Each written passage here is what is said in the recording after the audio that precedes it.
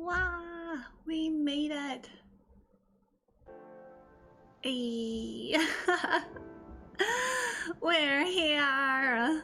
It's Wednesday and it's about to get real cozy. Hi, welcome in everyone. Thank you for being here. I think we're good to go. Got some cozy, somewhat upbeat music. Hopefully it doesn't put anyone to sleep, but if it does, yikes. But yeah, so we're here. We made it. I survived. Oh my goodness. Let's talk about setbacks. How has everyone been?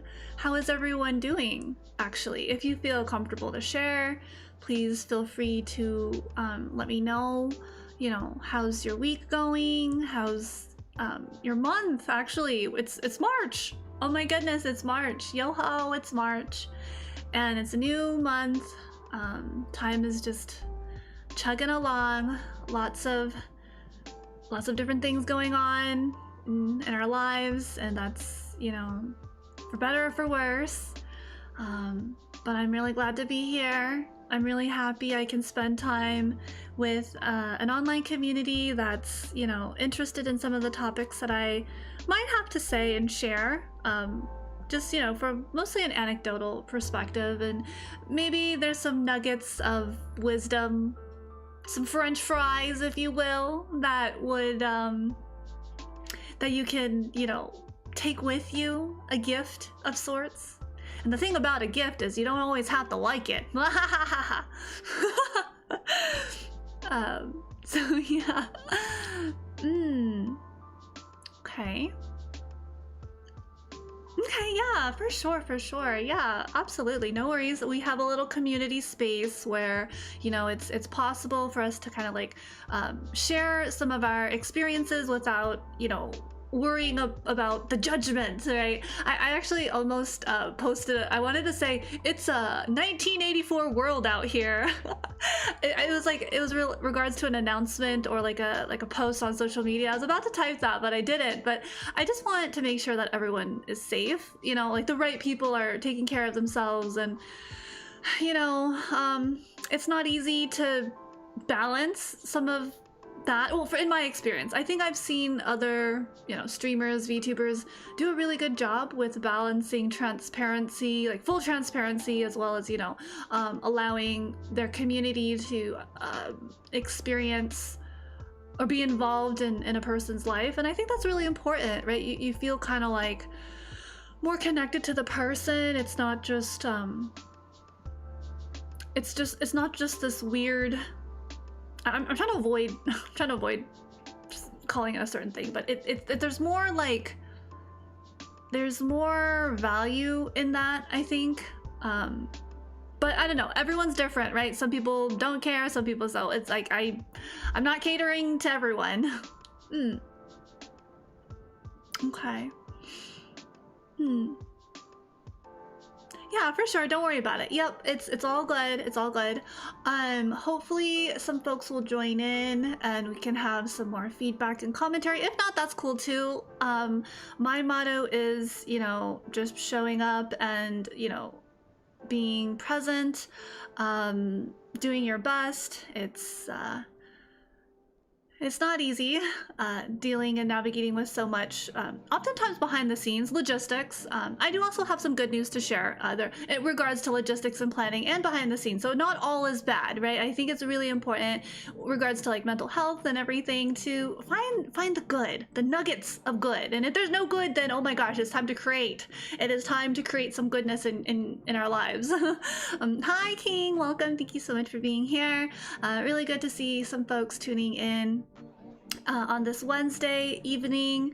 I want to cover a bunch of topics. It's gonna be kind of like Zatsu. I realized that because I wrote down, like, so I journaled.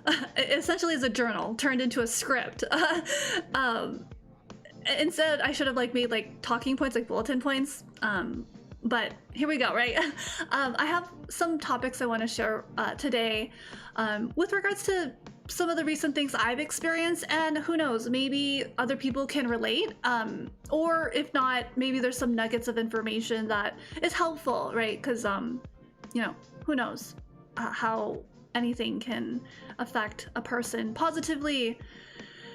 I've been really on this notion of impact versus intention, and I think the problem is that we get too caught up in like the intention, like, oh, that wasn't my intention or whatnot. But it's also really important to recognize impact, myself included. I think most recently there was a situation where I said something, no one can hear my voice, and they can't see my facial expressions, and because another person was not in the right headspace to understand like the words, it didn't matter my intention or the impact. The impact was just completely different. So you know, the ideal with interpersonal situations like that, and vice versa, where the intention of someone else was supposed to be funny, but we seem to have this problem, well, concern, like, I guess it's not like a big problem, and it's really interesting when dealing with individuals that have different communication styles and socialization experience, I don't know, socialization experiences, and then I've also identified within myself that, like, oh, you know, I'm a very particular way as well. So in addition to like my particular quirks, and then another person's, you know, particular quirk, you know, when we're talking about like mental health, and like, I don't know, maybe someone's, you know, has hard time, you know, doing social cues. And so where was I going with this? Identifying impact and intentions, and how communication, and how that it's a whole mess there. But yeah, some of the things that hopefully we'll learn to figure out eventually. I am actually still learning to figure it out myself. So that, but it's been like up and down. Yeah. Oh, hey, it's good to see. Thank you, Trina. Thank you so much for tuning in again. Yeah, no. So I feel like it's a cursed year. I'm gonna be completely honest. I had my chart vaguely looked at, you know, and it's fire horse, and I'm actually a fire sign, and so we got a lot of fire going on this year, so I'm gonna be extra careful. But yeah, last week of February, I caught the stomach bug. Not a happy camper. It was Sunday night, and then Monday, just it's bad. Tuesday, like getting, you know, it's like, okay, the worst is done. But you know, Wednesday, you know, the funny thing is, I could have, yeah, no, good, it's all good. Wednesday I probably could have streamed, but definitely not exercise. I couldn't hold down any food. I probably could have yapped, but I had nothing planned. And if you guys know, I could be very particular about like how I organize things. So I was, you know, definitely, I was like, nah, no, this is not happening. But I was feeling better towards the end in the evening and Wednesday. And then Thursday was like, okay, you know, we're over it. It's gone, but it's like, we're kind of shaky, you know? For sure, yeah. And you know, I think it's really important for me to like role model my own like values to you guys, because you know, I know I'm also human, so there are moments where like I make mistakes, right? Like I'll say, oh, eat healthy, but then I'm over here like blood sugar drops, and I'm like, oh, all I can get is like a cup of ramen, right? But that's like carbs, and it's better than like absolute nothing, you know. So that's like where, you know, a person's human. But if you can, right, like, you know, like diet, and it's actually something I will talk about later today, and something I want to like kind of share. But the good news, you know, now that I'm, you know, I'm still chugging along, slow, very slow, like yukuri onegaishimasu. It just means very slowly, like slowly please in Japanese, slowly. So, you know, that's just life.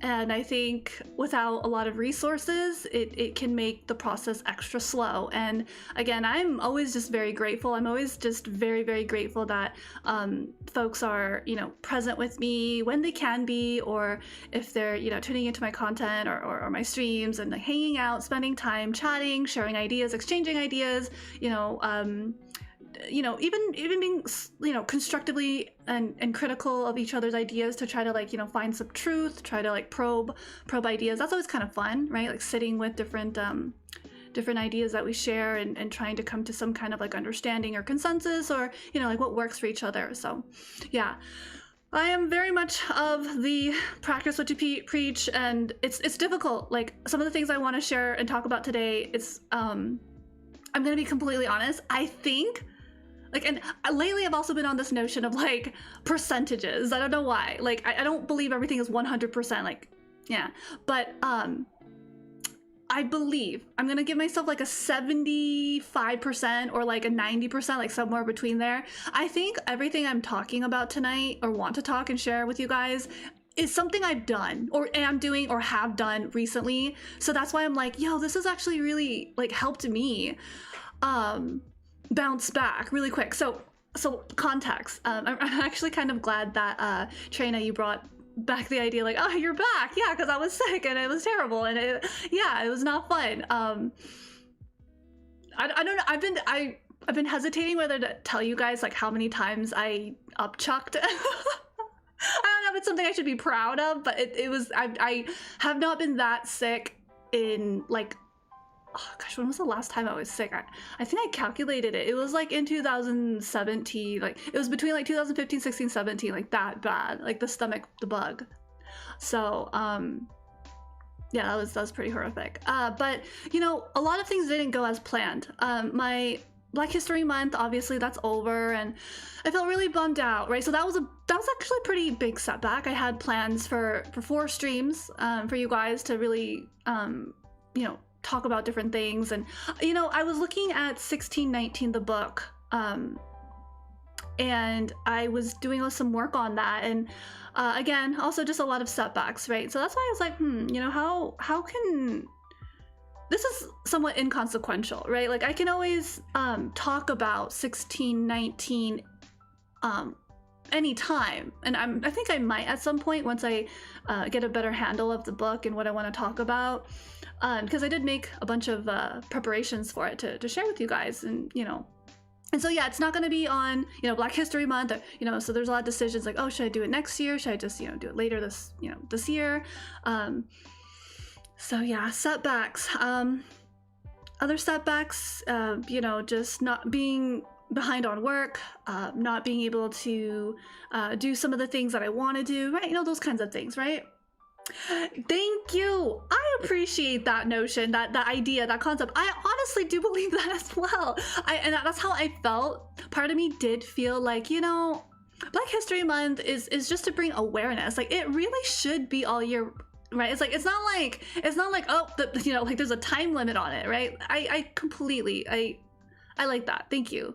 And yeah, on one hand, I do see that perspective, and I want to like honor that more, you know, to really emphasize. So yeah, maybe I can continue doing some content related to, you know, learning together, because I don't know about you guys, I did not learn a lot of these things, and I have a little bit of like, I guess, dare I say, resentment. Darn it, the American education system has failed me once again. This is no surprise. No, like it's very humbling, and so I am kind of happy when I can share something that maybe others didn't know. Like I feel like, wow, hey, cool, I wasn't the only one. And it's not coming from a standpoint of like, well, I know this. It's more like, hey, did you know? And like, how does this like affect your understanding of the world? You know, not just like, oh, it makes me feel bad. I mean, some of the historic you know, events that happen, it's pretty horrific. It's not supposed to make anyone feel happy unless you're, you know, you like terrible things. But it's very insightful. It explains a lot of the confusion, right? If you really sit in, and in some sense it can actually help plan for how to do things in a different way, right? Like you don't have to repeat what's happened in the past. We've learned that mistake. We've seen how that happened. We don't have to do it again. We shouldn't do some of these terrible things again, right? So Autism Awareness Month too. Oh yeah. So anyways, we're learning together, and hopefully my hope is that in addition to like bringing awareness to the topics, like various topics, right, that I feel kind of passionate about, right, like I'm kind of interested in, maybe it can, you know, lead to improvements. It can lead to like different actions, better actions, and what have you. So it's a lot for sure. Good pairs of strategy or inspiring stories. Didn't do yeah, pearls, yes, absolutely. I was like, pears, I like pears. I like fruit, yeah, you know, like a fruit. For sure. Yeah, no, for sure. Y'all are with me on this, and I do appreciate that we can like have this space digitally where we can exchange ideas, attempt to make connections, you know, interact with ideas, and you know, feel kind of less alone in our thinking, I guess. I don't know if that's so important for some people. Maybe it's like something I value, right? Like I do value like having good conversations, and learning from you guys is what very much I do all the time. So I do have this really nice opportunity to kind of share some things I've navigated through. And so, yeah, I, believe it or not, I did create a kind of like a little presentation, so it's not so dry. You have something kind of somewhat like visually nice to look at, so hopefully that'll help. I'll go ahead and get started. So since, you know, usually on Wednesdays I'd be exercising, right? You know, and I'm still going to just give it a minute. Just let my stomach process some of the nutrition that it's been lacking for a whole week. So I'm trying to like slowly get back into like a nutrition and having that energy, or as we like to scream on the top of our lungs, caloric deficiency is real. So we must remedy that. Let me see. I'm gonna go ahead. We have this little chibi model, which was supposed to represent Gym Buddy Poe. So you know, how there's always two of me now. There's Gym Buddy Poe, and so Gym Buddy Poe is not exercising today. So we're gonna just eat that extra chibi Poe, and we're gonna go ahead and let me see. I believe, mwaha! Yes. I have some visuals, hopefully.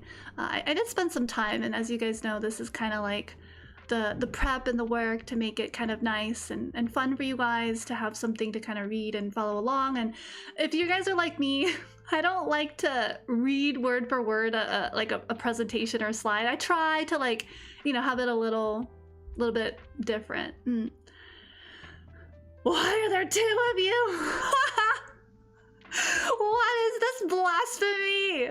No, yeah, I am so non-binary. Oh my gosh, that adds a layer to non-binary that I was not prepared for. Cause binary too, and then there's two of me. What is going on? That doesn't make sense. It's actually really interesting with the non-binary and how that there's so much that can be discussed about that. Oh my god, like I'm still figuring it out with identity, right? And like internal experiences versus like external validation and like social blah, blah, blah. But that is, I was not prepared for that comment of the non-binary. Yeah. Oh man. But yeah, it's actually very what's the word? Validating, euphoric to like be able to talk about, you know, topics of identity and self advocacy in such a way, in this way, right? I don't get that a lot, so it makes me really kind of happy, which is nice. Like I think being able to be around people who can, you know, having a community of folks who can like respect, honor, you know, cherish, like celebrate, that is so important, right? I think that's so important. I think men, women, non-binary, trans, anyone, any human should have this experience, should feel like very celebrated, like you know, and we don't have enough of that sometimes. Like the positive stuff, I guess. I'm like, in my brain, I'm like thinking of like how this entire, what I'm saying could be like flipped, like inverted, and I'm like, oh man. So that's my own paranoia and anxiety, but it exists, so. For sure, yeah, oh my gosh, it takes so much work. You know, I, just really quick, because, you know, this is like a topic that I will pour my heart out into before we get to the main topic. chill punch, which I appreciate.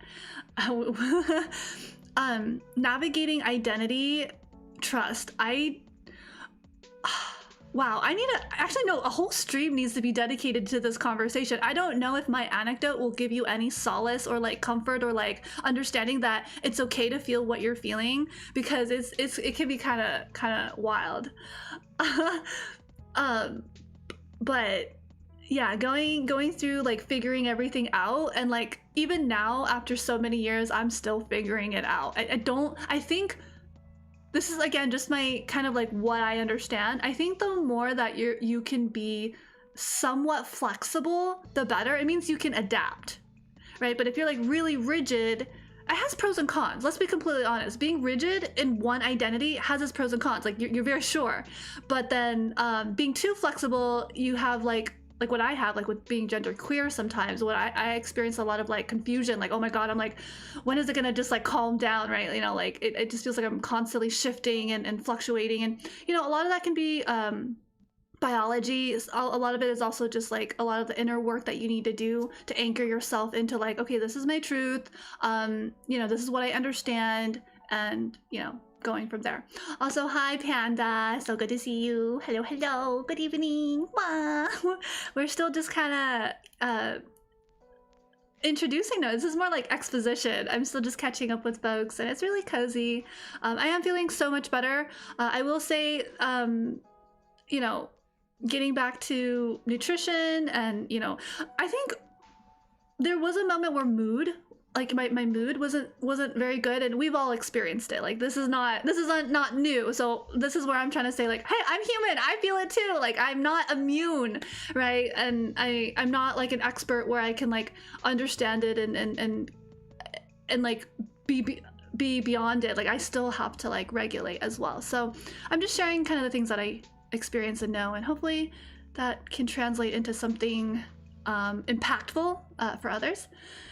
Okay, yummy. Okay, yes, please lurk and be happy and be merry and be full of delicious burritos. That sounds delicious. I love burritos. Opening hook to the presentation.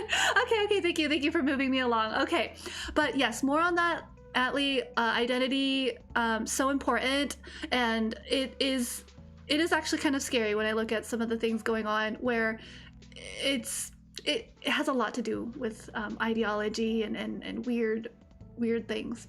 Like I don't even know what to call it. It's just ideology. It's like a belief system. I don't know.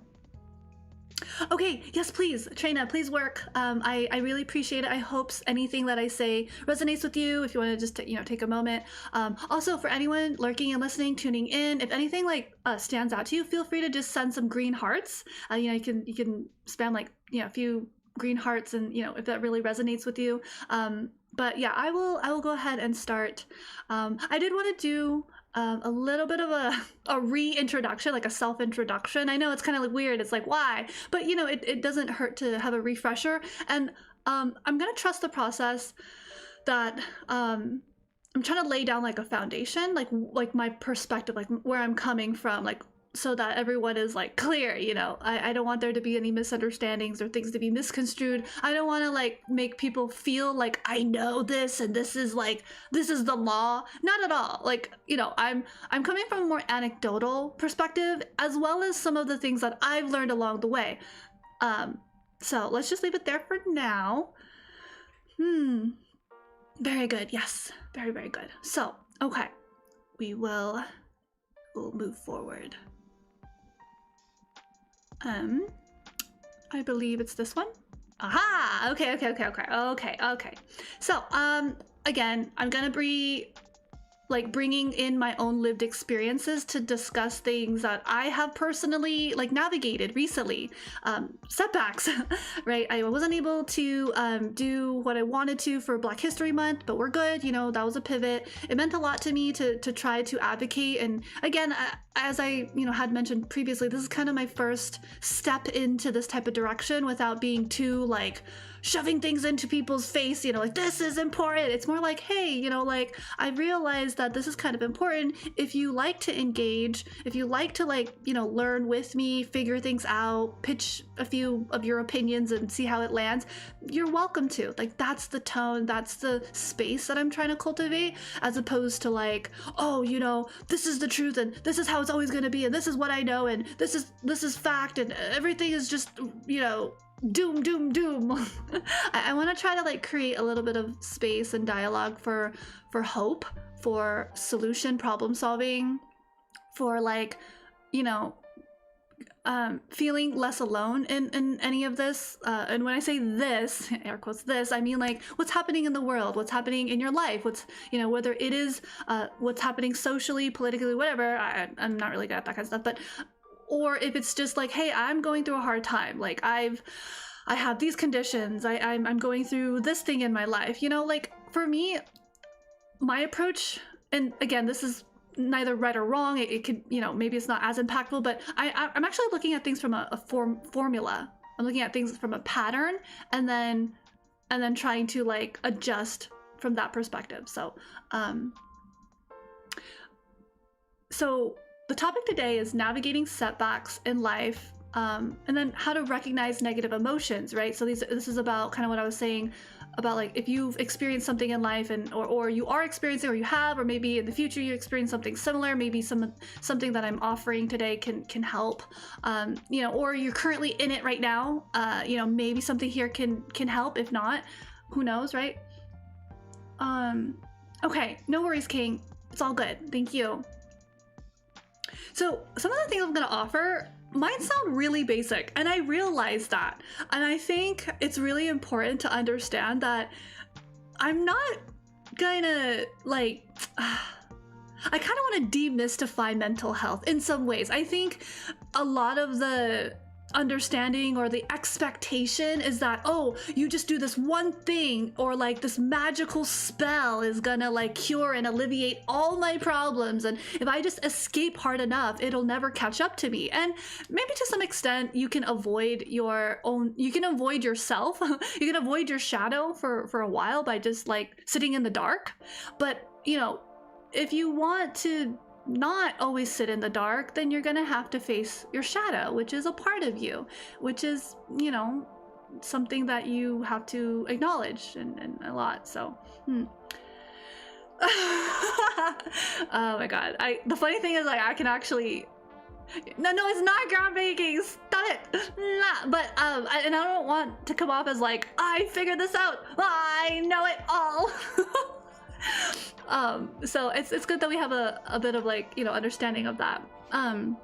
So yeah, some of the things I'm gonna say, it might sound really basic. I some of the other things I'm gonna like offer and suggest that I've done that has got me to a place of like back to equilibrium, back to somewhat of a baseline, if not higher. So what do I mean by baseline? Baseline is like your normal function, right? We're kind of neutral, we're good, we're content, we're happy, we're all right. With baseline, you can get better. Things can, you know, you're gonna be good. But if you're not at baseline, then you know you're probably spiraling down. So at least getting to baseline. So when I was sick, definitely not baseline. I'm sick physically, all that kind of stuff. So we got back to baseline, and now we're kind of climbing back up.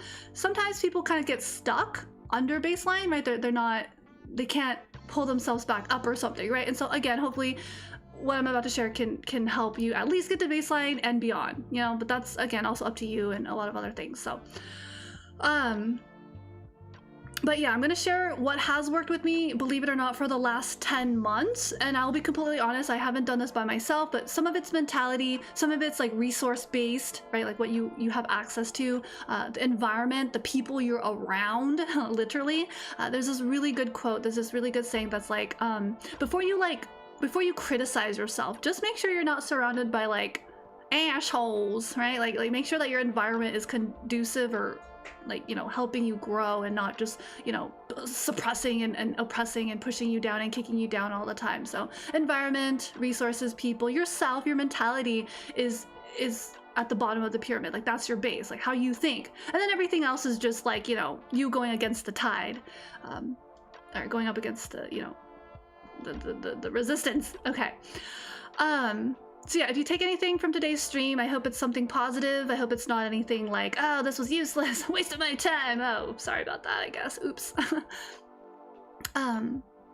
Okay, another thing I wanted to just like talk about, just to lay the foundation and kind of give you an understanding of like my level of awareness. And so if I'm missing something, you know, blind spots, you know, that's fine too. But I do want to say that, and again, I thought, is this the correct word? Is this the correct term? And at first I was like, yeah, I think this is what I mean. So again, I want to be very honest and say that some of the things I can do personally, it's okay if you can't do it, right? So to say what works for me will 1000% work for you, it can be insensitive, and I understand this, and it can also sound ableist, and let me cook on that. Give me a second. Also, Lattice, I just wanted to say hi. I see you. Okay, yeah, please. Okay, good. Yeah, we're gonna chat about some points today. Hopefully, it can be some nuggets of wisdom and potato fries for y'all to nom on. Food for thought, you know, food for thought. Brain might hurt at the end of this, you know, trying to figure out what's going on, but at least your brain will be fed with some brain food as opposed to brain rot. So we're making attempts here.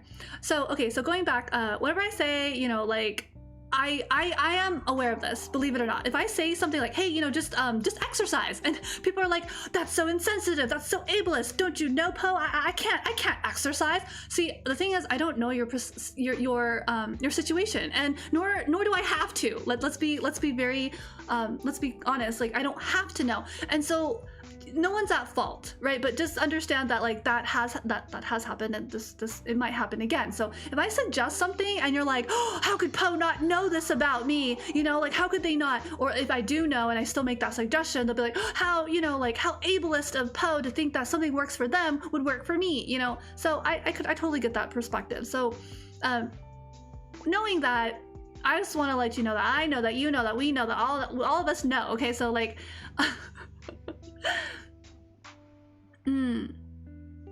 yeah, for sure. Yeah, and I do try to like meet people where they're at, right? When I can. Like again, I'm not out here to, but like just say for example, like someone just comes up to me and says, hey, you know, like I'm going through this thing. I'll be like, hey, you know, have you tried this? And then, you know, for them to just be like super offended, but like, well, you know, like I can't. That's, you know, so I don't want to be like a person who's like not sensitive to the nuance of a person's life, and you know, if you can't, you can't. Okay, like, you know, fine. You have to keep like figuring things out. You know, problem solve, right?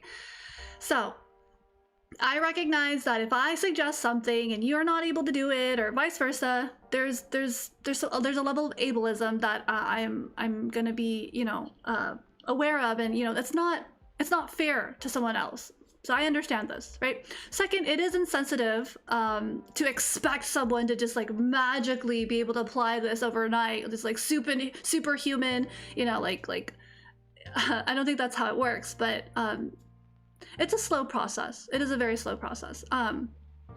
And I do recognize that we have different lived experiences and we have different privileges as well. Like maybe you have a resource that I didn't have, and maybe it's working for you, or maybe it's not working for you. And so if you ask me for any kind of feedback, I will say, hey, you know, like I've never experienced that. I really don't know. I can read about it. Maybe we can like you could read about it, you know, like, and figure out, you know, make some decisions and, you know, problem solve in that way. So recognizing this, I will say, even knowing that I have this sensitivity, there are some fundamental things that I will be sharing that it's kind of baseline, if that makes sense. So a lot of the fundamentals that I want to share, I think is something that is possible. Will it be effective? Maybe not right away, but like if you're trying to be a basketball player and you never practice and you never give it a try, you never run laps, you never do some push-ups, sit-ups, you never even practice throwing your free throws, you never do that, and then you expect suddenly to win a game, you know, that's not very realistic or fair to the coach, to your teammates, and to yourself, you know. So there will be certain things that are just very basic, like techniques like breathing, right? So if I say like, hey, you know, I understand you're going through a lot. Have you just tried setting 15 minutes a day, listening to some kind of app or listening to music or nothing at all, just being in silence and like breathing? And like for someone to say, no, I don't want to breathe. Gosh, I don't know. I don't think I'm the person for you. I don't think I can help you here. If you're experiencing a lot of like pain or anxiety, again, I'm going to be suggesting things that have worked for me. Was it easy to do? No. Did I have resistance? Yes. Did I at some point figure out like, oh my gosh, when I stretched, it alleviated the pain, the physical pain so much that it's worth doing again? Yes. There's a lot of like trade-offs and things you have to negotiate with yourself. You know, like if I suggest, hey, you know, have you considered maybe taking like eating different foods? And then, you know, the answer is, oh, well, you know, food is expensive right now. Totally valid, like totally valid. Not everyone has, you know, the economic situation to, you know, circumstances to get the right nutrition that affects your body, right? And I actually have a few clips to share about that. I was gonna say some other things, but I think it can come off as a little harsh, but honestly, I'll say it because it is me. Unless you're in some kind of a coma or there's like a language barrier or some kind of severe cognitive bias that's preventing you from understanding the information that I'm sharing, or even like reading an article that has like science and art like that backs it up, I want to believe that at least 90% of what I'm going to share with you could apply to you. Maybe. There's always that maybe, but anyways, that's kind of like where I'm standing. Okay, so my little bit of self-introduction, that's kind of like where I'm coming from. That's my mentality going into this. That's kind of my attitude going into this, right? Yeah, so I appreciate it. I think I've mentioned this in the past, but if it's forgotten or I didn't actually mention it, it's fine. But I actually have meditated. I was meditated for a little more than like 5 years, like very consistently, very consistently. So like at least 3-4 years I was meditating twice a day, morning and night. At first it was just 15 minutes, you know, brought it up to 30 minutes, brought it up to a full hour. So every day, like morning 30 minutes, evening 30 minutes. Yeah, it's a lot of really profound experiences happened. Is it easy to do? No. But if you can even just sit still for like 5 minutes and, you know, kind of sit with yourself. There's a lot of different ways to meditate, right? There's like just the breathing, there's the try to like observe your mind, observe your thoughts, observe every little thought as if you're people watching within your mind. You're sitting there, you know, breathing. There's also like body work where you just observe your body. You hear like the gurgling of your stomach, right? The twitching of your muscle spasming somewhere, or like you're some achiness, or like, oh, you know, like you're how you're noticing your body slowly slouching, and then you have to like adjust yourself so you're sitting back up. These little activities, right, that help you bring actually awareness, and you keep doing that and it becomes like a muscle, and then that's kind of how your awareness grows, right? When you can like recognize like, oh, hey, I can actually slowly feel myself like slouching. That actually happened to me. I was like meditating and I was just like sitting here and I was like, I'm good. I was like, wait, what's happening? There's like movement. And I noticed myself within like 2-3 minutes. I was like, my body is shrimping. I'm shrimping. So again, I had to like adjust, and you know, that was awareness, and that was part of the experience. It's these little things for like 20 minutes, 30 minutes a day, and then you just kind of build this like self-awareness of your body, of like your space, all of these things, your own thoughts, everything. And yeah, so so I'm coming from kind of this level of awareness, I guess. It's not like the greatest of all time, right? Like I'm not so like expert, but that is my experience. So maybe I might have more sensitivities than others. Does that make me super squishy? Maybe I'm a little squishier than normal in some ways, but you know, gotta balance it out. Am I overly squishy? I try not to be. I try to be like firm and like, you know, I don't want to be smooth tofu. I want to be firm tofu. Okay, I gotta be a tough tofu out here. Wait, no, I'm a potato. Yeah, I gotta be a baked potato, soft but firm. You know, you don't want to be too baked, and sometimes crispy if you get that nice char. I don't know. Actually, I don't know if that's possible. Okay, so also as part of like I think my disposition is I do come from like a service industry. And, you know, hospitality, management, dealing with people, a lot of different types of people in real life, as well as digitally and online. So it's like, I'm not so naive that I'm not aware of like the horrors of humanity. Like we're seeing it live right now. If anyone keeps up with the catastrophes and the ways humans find ways to continue to hurt each other. But, a lot of unresolved trauma there on a energetic and like I don't want to say astral level, but yes. So I do have this like understanding of people to some extent, and so I have to balance it out with like my own boundaries and setting kind of firm, like being very firm in myself. So I've dealt with a lot of different types of people. Does that mean like I know every type of person out there and know how to excellently deal with them and navigate it? No, but I don't want to say like I'm naive, but there are moments where I'm maybe too idealistic. So that's fair to say. I think I have this expectation that like I expect people to be a certain way, but obviously that's not going to be the case because we're on the internet, and I totally understand that. But that doesn't mean that, you know, we're not still all humans with, you know, positive and negative experiences. I'm gonna sit with that. I don't know where I was going with that, but there was something I wanted to like kind of like emphasize with like my background and kind of like laying this foundation.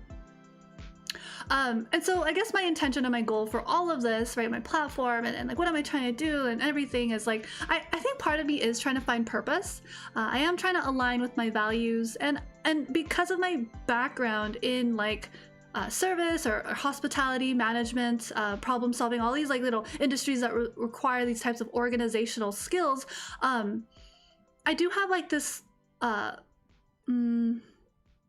inclination, let's just say, to help others. But like, is that my ultimate goal? Like, is that my worth? No. Like if I have to reject someone and I say, hey, I'm not the person to help you, that I will be okay with that. I will live. I'm not gonna like lose sleep over like someone I couldn't help, you know, or save, you know, like I don't want people to get this impression that like I'm trying to be a savior, because that's so not it.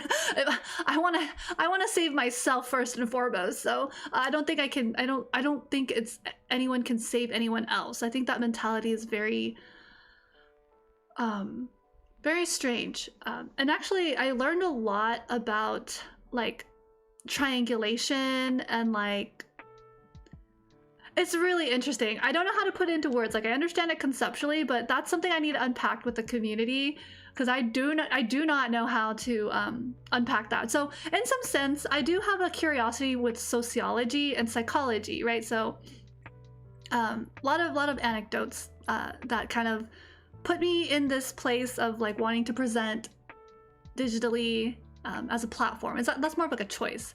It's like you choose your medium, right?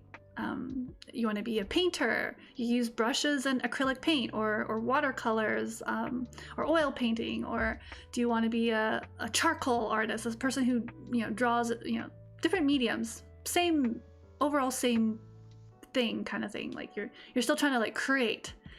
Okay, that is that. Okay, so we are going to define what a setback is so that we're kind of on the same page. It should be obvious, honestly. If you've ever experienced a setback, like has anyone experienced a setback? Like, I don't know.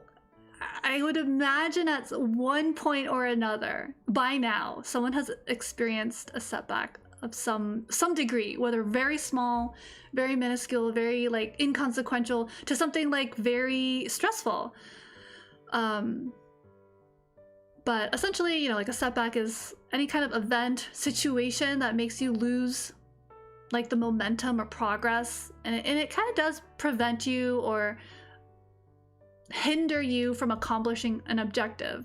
So in my example, being sick for a week with the stomach bug, the stomach flu or whatever it was, affected me significantly and prevented me from, you know, continuing to stream the 3 streams that I wanted, which was working out and doing the Black History Month streams, which was important to me.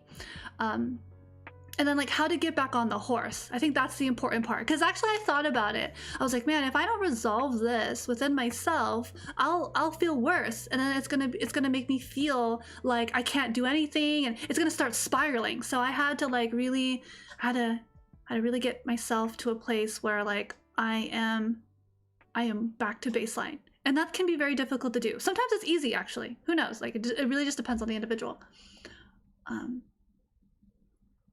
Let's see. So that's the definition we're gonna go off of. So unless someone has like a completely different definition of what a setback is, then you know this is the one we're gonna go by. So some of y'all are wondering, okay, how are we going to figure out like what to do about this? Let me just refer to my notes really quick. Right, so how do we navigate setbacks? Especially when the setback can impact or even kind of make our mental and emotional situation worse. Like if you already struggle with depression or anxiety or XYZ, right? Things can like compound that and make it even worse. So how do we reduce or diminish and mitigate that from, you know, exacerbating your current condition, right? So this, again, this advice, this comment, this suggestion is related to the mental. This is a mental thing, meaning like no pill, no drug, no food, like right, no pharmaceutical thing or herb or plant can necessarily make you think this way unless you take a hallucinogen, but we're not gonna talk about that. You have to kind of challenge the setback, like the negative emotion or whatever you're experiencing in your mind kind of first, or at some point. If not first, you know, at a later point, but at some point, let's just say that at some point you have to challenge the setback. So things like negative talk, the way you talk to yourself, the relationship with yourself. If you know, ifs, buts, and candies and nuts, right?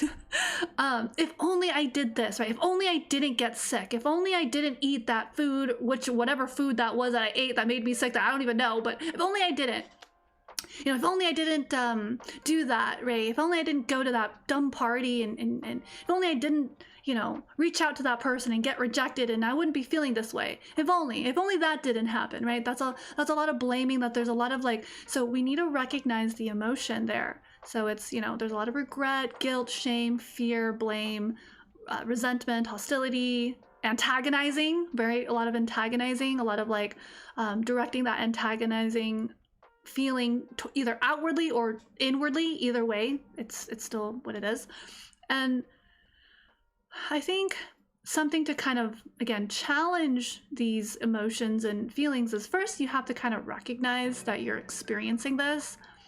And that's hard to do. I think that's probably very difficult. Like if you can't even recognize like, this is how I'm feeling, these are my complex feelings that I'm feeling, it'll be very hard to be able to move forward. So if you can recognize like, okay, I'm thinking this way, I see that I'm spiraling negative, I see that I am being very negative, and I see I'm very frustrated. Okay, good. A lot of people get to this point, actually, sometimes. So if you got to that point and then you're like, okay, what do I do now? What's the next part? How do I continue challenging my setback and emotions and negative thinking and everything? Accountability looks different for everyone. Sometimes that means reprimanding the situation. Other times it just means changing your own behavior, because again, we can't force or change other people. And it can be very difficult to do in various settings. Sometimes there's no structure or parameter that allows any sort of accountability to take place, and that's probably the most frustrating part. But if there is room for accountability, then that's really good. That can help challenge the setback. Another form of accountability, believe it or not, is taking care of yourself. Yeah, that means actually being accountable for yourself. So you're feeling these feelings, and maybe you don't know what's causing the feeling, maybe you do. Like, for example, when I'm sleep deprived, stressed, and hungry, and I'm moody, I'm recognizing all of these. And then, so that's my recognition portion. The next step is accountability. Okay, let's address one thing. All right, I'm moody because I'm tired and hungry and exhausted. So while I can probably address the two things and then those two things might address the mood and the stress. But the stress isn't gonna leave anytime soon. Like, stress is final boss. Right, yeah, stress is final boss. But if I'm moody and I know why I'm moody, it's probably because like I'm hungry and tired. So which one can I do first? Can I get food? What kind of food can I eat? What kind of nutrients can I consume that will help me, relax? There's certain diets that help, with that. If I have like no appetite, can't eat, and maybe you're like the same, you're like, I'm just so frustrated, but I can't sleep, then what's something proactive that I can do to be accountable for my current experience? Go out for a walk, read a book, like redirect your attention to something else. A lot of people, and I think this is why a lot of people gravitate towards like video games, totally relatable. My only concern with video games, not to say like, cut out video games. No, like it's like it exists, it has its own pros and cons, but just make sure that if you do any sort of activity, it doesn't aggravate the situation. So what does that mean? If you're already sleepy and tired, but you can't sleep, and then you stay up 4, 6, 8, 10 hours to play a video game, like that's what I mean by you're now in this vicious cycle. So maybe you can limit it. Okay, maybe I'll just play for 30 minutes to an hour just to like cool off, like just to blow some steam. Okay, and then I'm gonna, get some food for myself, nurture myself, maybe take a hot shower or a bath, right? Like, calm the nervous system, and then I'll try to like wind down, rest, and then, process my emotions later, either by journaling, talking about it, whatever, right? Throughout this entire process, there should be an element of grace. Not like to say that, oh, I can do no wrong, but grace is like a mentality to kind of stop negative emotions. Because if you can like give yourself grace, like have grace for yourself, it makes it a little bit easier to navigate. But if you're the opposite of grace, is I would assume, is like ridicule and giving yourself a harder time than you need to mentally and emotionally, then you're just adding fuel to the fire.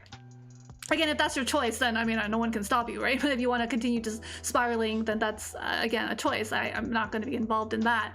But if you want to catch yourself from doing that, then yeah, you're going to have to figure out, what does grace look like? What does grace feel like? Does that mean I allow myself to relax and take a hot bath and just whine? Does like wind down? Does grace mean allowing myself to meditate for like 5 minutes just to catch my breath, do some breath work? Does grace mean looking for a solution online, which is like looking up an article that helps me figure out how to, calm down when I'm angry, right? Which is like, okay, some advice is like, oh, count backwards, visualize something more peaceful, like the ocean, or listen to music that has more natural sounds, or going for a walk and connecting with nature. Again, it depends, it's like time sensitive. What time is it? It's at nighttime and you can't go out. Problem solving, and I think it does take a level of grace to problem solve, because you're allowing yourself to try to be accountable and reprimand. So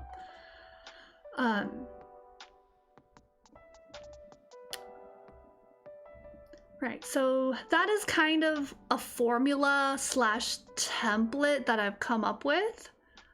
I'm not sure it's like super clear, but it's like, okay, when you feel these feelings, recognition, accountability, attempt to reprimand if possible, and then of course include grace throughout this entire process. So if there's a person, like anyone out there, like do you sulk for weeks or months instead of actually applying this project? So, or not project, formula. So the opposite of what I just described is that you sulk for months and weeks and years, and you're holding on to resentment, and you're harboring the negative emotions instead of processing, feeling, thinking about it, and like releasing it in a constructive way. Or you just wait for it to go away on its own, and maybe it never does, maybe it does, right? Or are you more proactive, or are you like a combination of both, where you like sit with the emotions and then you figure out like, hey, I don't want to, it's been long enough, okay, I've been like this for like months, and I think I want something to change, or I don't want to be like this, stay stuck. So you're going to want to take a more proactive approach, maybe. Depends where everyone's at. So again, this is my approach for navigating setbacks, right?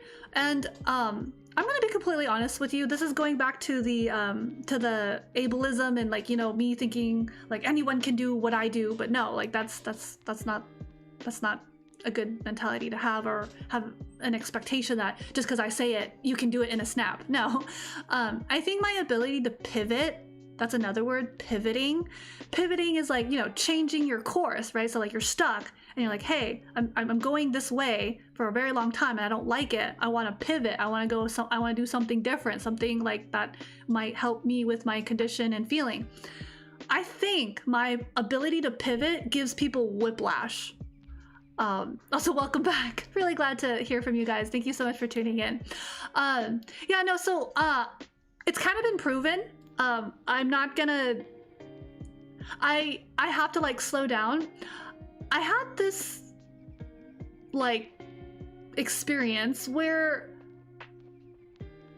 I pivoted a little too hard, and I recognized that after the fact, and I realized why, you know, a person was upset with me, because you know, it was like whiplash. I have had my seasons of rigidity. Let's, again, being human, I know what it's like to be rigid, because I have been rigid. In fact, at one point in part of my, you know, in part of my own development, I needed to learn to be more flexible, like more go with, like, how do I say, more adaptable to change.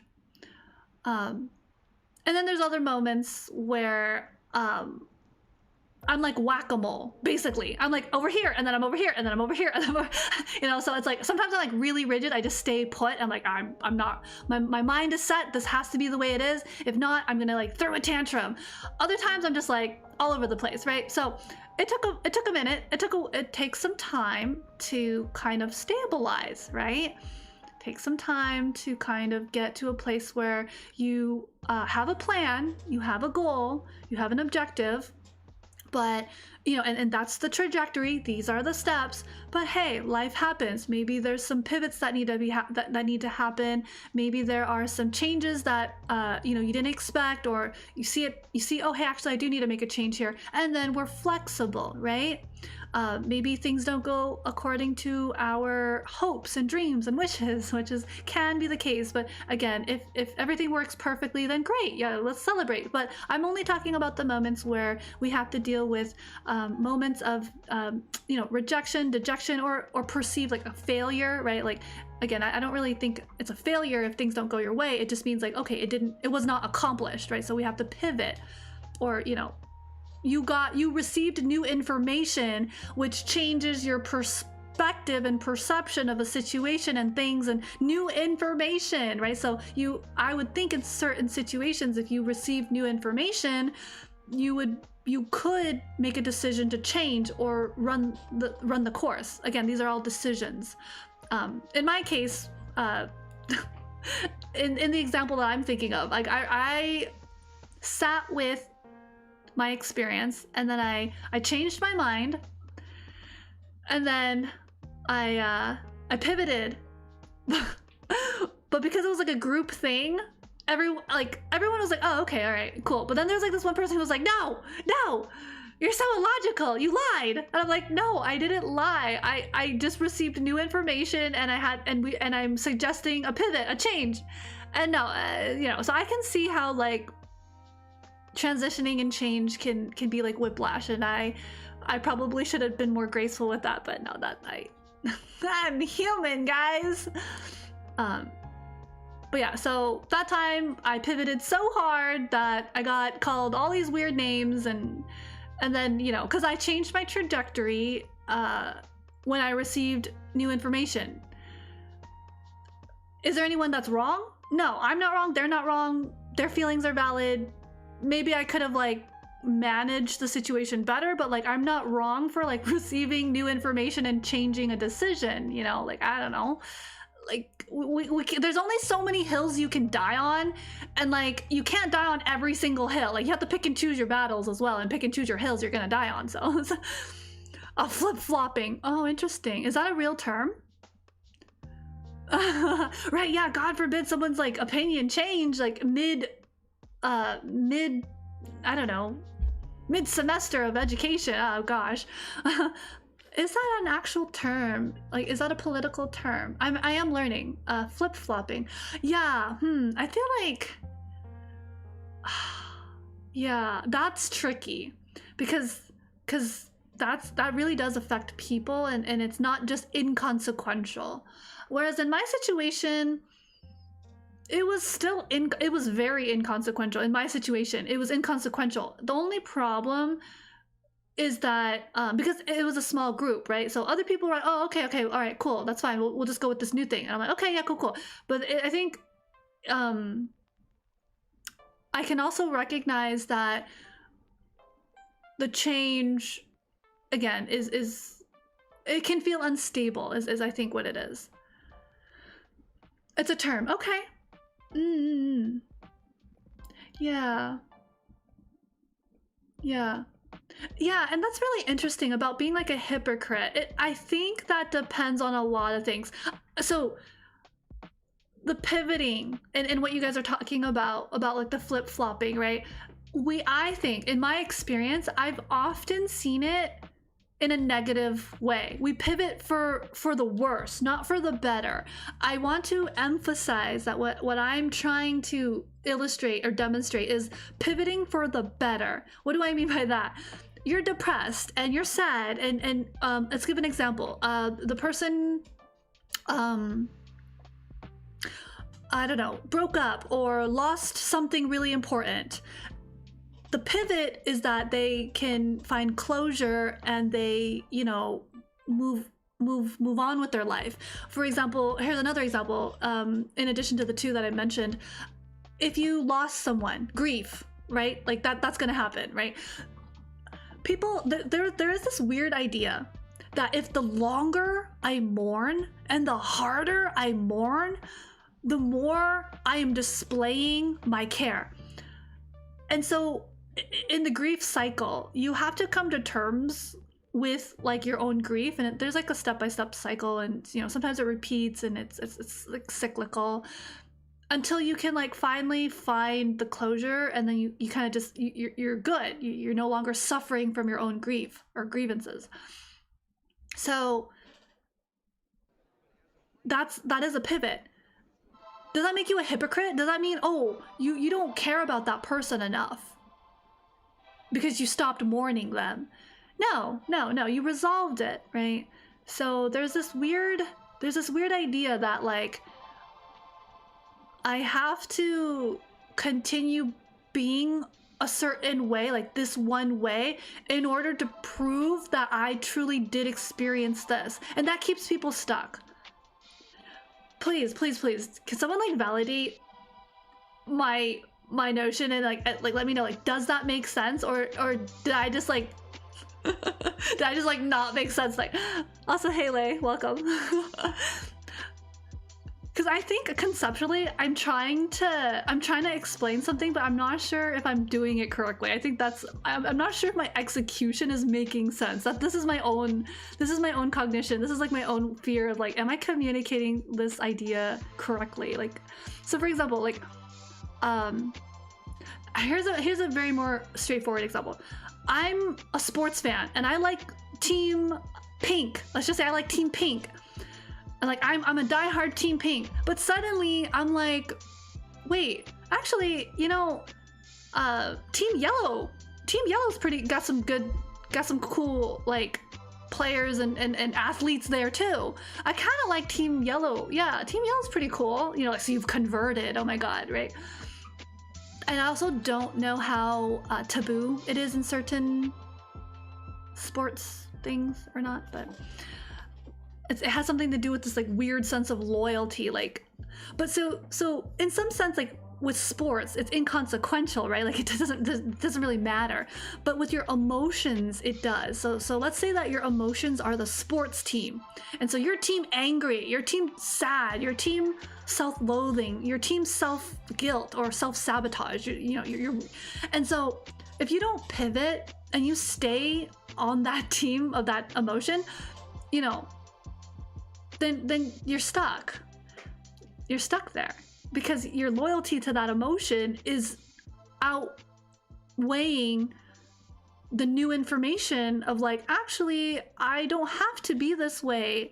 I can actually find resources, resolve this emotion, find other outlets that are more constructive and bring me more joy and fulfillment and true satisfaction and connection with myself and others. That's the new information. Yes, that's another thing, and that's very dangerous. I saw it recently in the news. Like, I don't know what it's all about. Like, I don't know if it's being implemented in the schools, like nationwide or in a particular state. I don't know, but they don't want dialectical thinking or like anything related to dialectics. And I learned about dialectics in college and I fell in love with it. I was like, this is what I need. Like, this has to be my identity. I will make this my identity.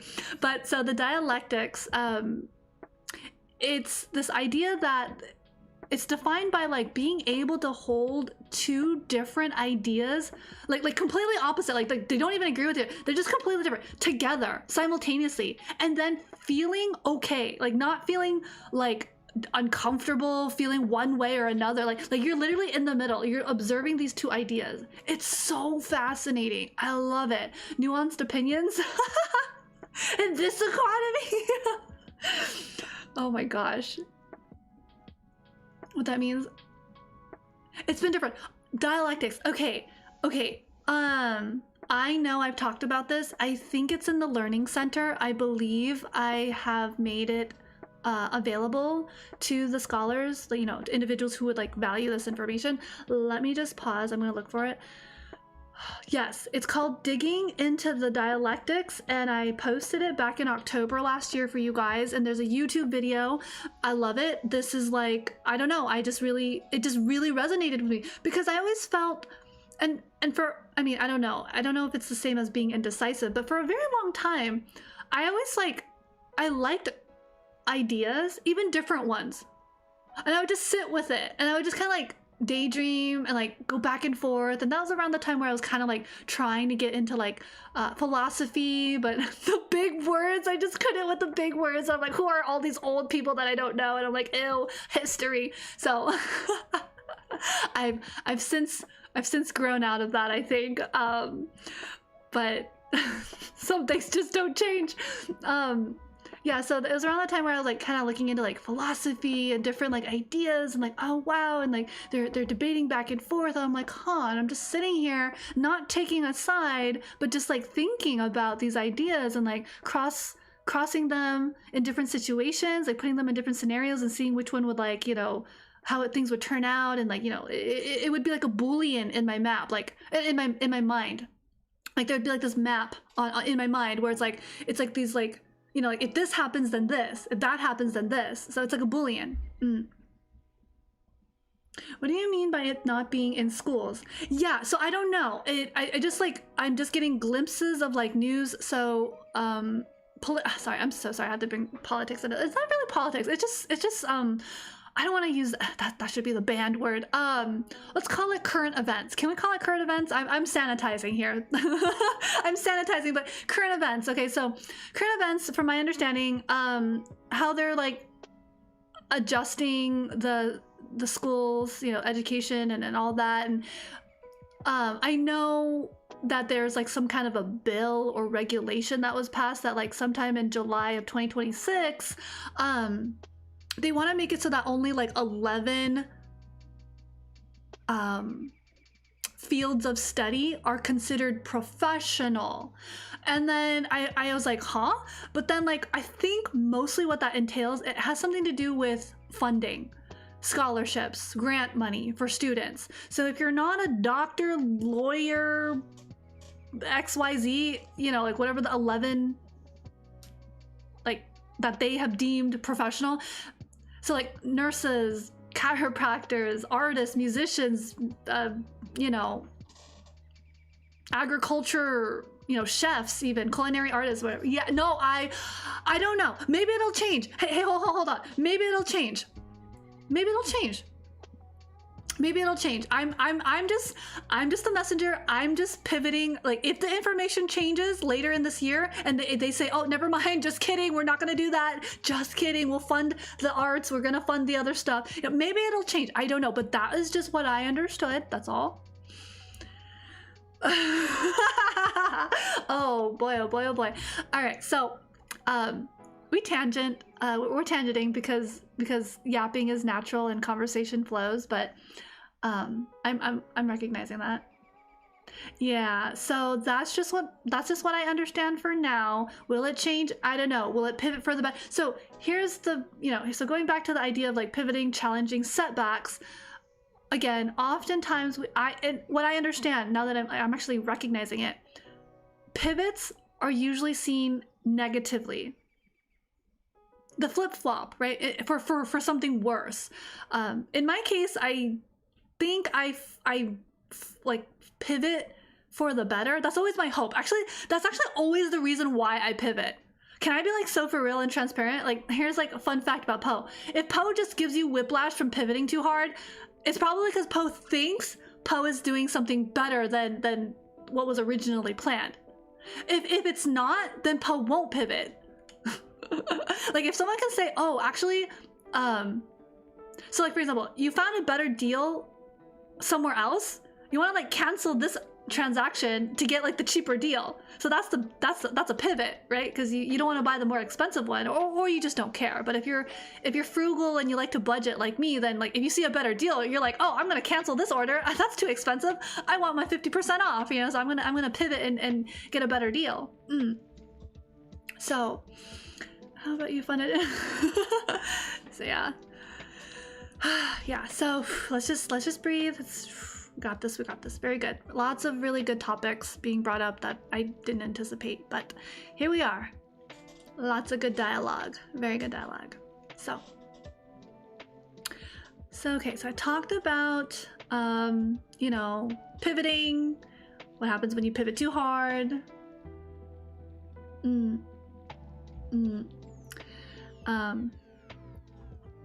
Okay, so this is another note, and I think we're just talking about like when it's not helpful, like ideas that are not helpful. So there is this unhelpful expectation, right? So there's an expectation that everything needs to go according to plan, and everyone the person who has made this plan needs to die on the hill on the plan, meaning they cannot change. So again, I'm just kind of echoing back what I said earlier. Again, not only is this like super rigid and just not flexible, it's also very stubborn. And you know, as humans, we can be stubborn. Like, let's recognize we have the capacity to be stubborn, yes. And it does, but you know, this does not allow for adaptation, especially when there's new information, or you know, when things don't go according to plan, etc., etc. So again, in my case where I pivoted so hard that I gave people whiplash, I think that's a very extreme case. It's how do I want to say this? If you're able to like process the situation and then take action, right? In a more like not impulsive or knee-jerking kind of way. It just depends on the situation. This is just, again, very generally and broadly speaking. It also, the ability to pivot depends heavily on an individual's ability to process their emotions, the information, and, you know, like the initial shock or change that happened before they can actually make any sort of decision. What can happen is like, what can come off as like paralysis, right? Which makes it so that you don't make a decision and you're just stuck. And that makes it so that you don't change even though you want to. It's because, you know, you're still processing it. You haven't acknowledged or processed it. Maybe you need like additional feedback. You need to be more proactive in addressing it. That's actually a situation I'm currently in as well, where I want to do action, but action's not happening because I'm stuck and I'm still just stuck. So, right. And so I can't pivot. So that's, can you see like how I'm on like both ends of the spectrum in different situations? I can pivot so hard that people get whiplash and get all upset because they're like, what happened? And then there's the other part where I'm like, I don't know how to pivot in this moment because I want to, but it's like, like how, what? And so in that case, you just gotta chip away at it, like very like small steps, and that's even hard because I sat down with myself, I recognize it, and I'm in the accountability. So in my formula here, in the formula that I've set in terms of challenging the setback, right? So we're gonna plug in the formula. This is math class. Oh my god, I can't believe we're doing math or something of it. The formula is recognition. We've done the recognition. We know we want to change. We want to pivot. Accountability, finding a plan, finding some actionables to, you know, hopefully reprimand. Right now, I have the recognition. I have to apply the grace. It's just, I gotta do the action part. So totally recognizing all of that. Okay. Change is and can be stressful. It is stressful and it can be stressful. It doesn't have to be stressful, but it can be stressful, especially when we're attached to very specific outcomes, when there's a lot of like emotions involved, especially when it's involving us like individually, specifically, like it affects me, like it affects you, like you are living it, this is affecting you. Sometimes like you don't really care if it's like someone else is going through it and you're like, okay, it's you know, it's someone else, it's not me, it's not in my backyard, it's not in front of me right now. The beast is not in front of me, the beast is in the cave over there. Close to my village but not in front of me, so I'm still good, right? That's the weird mentality, I suppose. But I don't know, I guess, you know, don't fix what's not broken, I guess is the saying too. And this is just an observation. This is just kind of my experience, but the more specific you want the outcome to be, like the more you need it to be exactly, and you like no compromise, like the more it's like that, the greater the impact when that specific outcome isn't met. Usually, not always, because again, you can still be like really goal-oriented and objective-oriented, but you still have the flexibility internally to adapt, then that's, you know, then you won't be impacted. But if you don't have that flexibility mentally, emotionally, you know, physically, cognitively, whatever, then the impact will be much greater.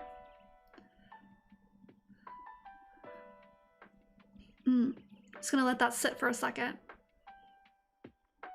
So this is all to say that there's like a mindset that you should attempt to cultivate, whatever that looks like and feels like to you individually, that enables flexibility while also staying true to your objective. Okay. Okay, sounds good. Lettuce gremlin. Okay, sounds good. I'll try to make the most of this for you. If you do decide to watch the VOD, please take care and happy Wednesday. I'm glad you're able to get some things accomplished and have a wonderful rest of your evening. Yeah.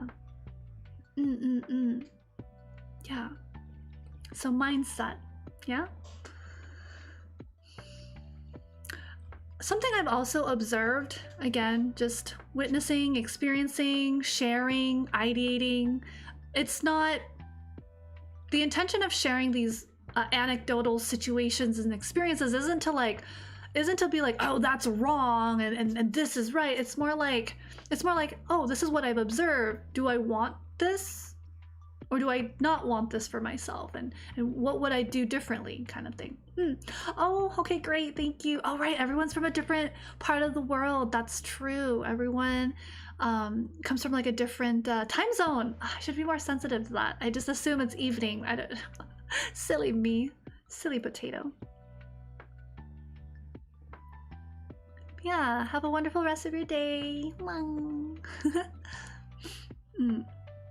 So mindset, cultivating a mentality or an understanding or at least an awareness that enables mental emotional flexibility while also trying to be authentically you and, you know, accomplishing what you're able to. Another situation that I mentioned or wanted to mention is that there's a defeatist mentality. So this is something to like watch out for, right? And I think there's a clip that I want to share with you guys in a minute. There is a mentality, I don't know how I'm gonna fit these in, but there's a mentality where it's defeatist and, you know, an example is like, oh, why should I bother changing or pivoting, or why should I bother trying this XYZ if there's a chance I will fail anyways, or I'm gonna fail again? And that's very defeatist mentality. So I guess it needs to be more clear what the goal is. Is your goal to improve, or is your goal to let the setback or, you know, circumstances of your life keep you where you're at? Because here's an example myself. Just last week, I literally could have just sulked. I almost did. I almost just like, I was like, I'm gonna quit. I'm gonna just not, it's over. I could have, and I almost did. I was like, wait a minute. I just need a nap, bruh. Let me just get a nap real quick. And then, no, there was a moment where I was very emotionally like unwell because I felt really bad. You know, because when you're sick, you don't feel your greatest. You don't feel your greatest physically. And then that affects your mental and emotional and everything. So when I was up chucking the 9 times that I did, I got to a point where I was just like, what's the point of life? And I was just, you know, internally, obviously, I was feeling, I won't feel too great there. But I took a nap. I took a freaking nap, and I realized, oh, okay, I'm feeling a little better. Not all is gloomy and doomy. And I just need to continue hydrating, you know, baby steps and getting better, because I don't want to feel like this, and I don't have to feel like this. This is just temporary, right? I'm not going to be sick like this for the rest of my life. I don't have a chronic condition. I had to remind myself, right? A little bit of logic goes a long way. Like logic, which was, you know, this isn't chronic. I'll be okay. If it's chronic conditions, which some of us do have, then that's different, right? Yeah, my heart was going out to you. I was like, if it's chronic, you can still have this approach. It's not as like easy, because like when it's not chronic, it's gone and it's gone. But with something chronic, I think the grace part is gonna be like your silver lining. Like reminding yourself, and actually in certain cases where you learn more about the condition and situation, and then you are able to apply a sort of like, I don't want to use the R word, which is routine, but you adapt to a schedule or a habit or whatever you want to call it that allows you to, you know, anticipate, prepare, you know, then it's a little bit better. Does it solve it? Does it cure it? No, but does it mitigate it? Attempts were made to mitigate. Yes. Oh, I'm so glad you got home and you were able to finish dinner. Yeah, so I want to open up and try to offer more sensitivity and nuance to what you're saying, King.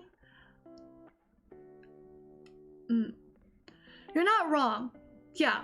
But when you are in it, when you are in the storm, in the eye of the storm, when you're, you know, flailing about in the tornado or storm of your own mind, it's very hard to just stay positive. You need different language, you need different techniques to combat that, if that makes sense. Does that make sense? Yeah. Specificity. Sorry, specificity will be your friend. Well, it has always been my friend. Maybe okay. Maybe it might. Maybe the devil's in the details. I don't know.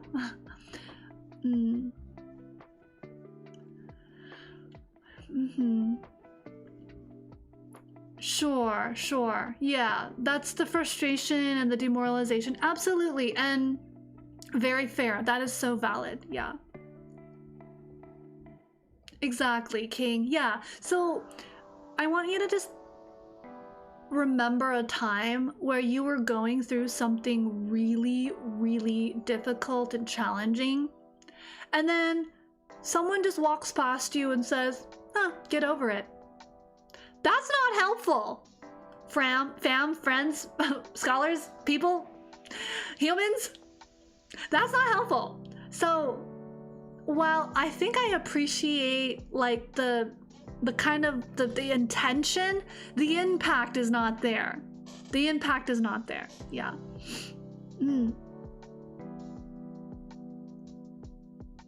Right. I think you're attempting. Yes, attempts are being made to try to like be in problem solving. Sure. Yeah. It depends on a person's level of awareness and emotional regulation. I think from what I understand with what King is saying is that the panic is the emotion part, and then like, okay, problem solving. So that's very like black and white, very straightforward, very just like to the point. So it's like you mapped it out, like boom, boom, boom, do this, and you're good.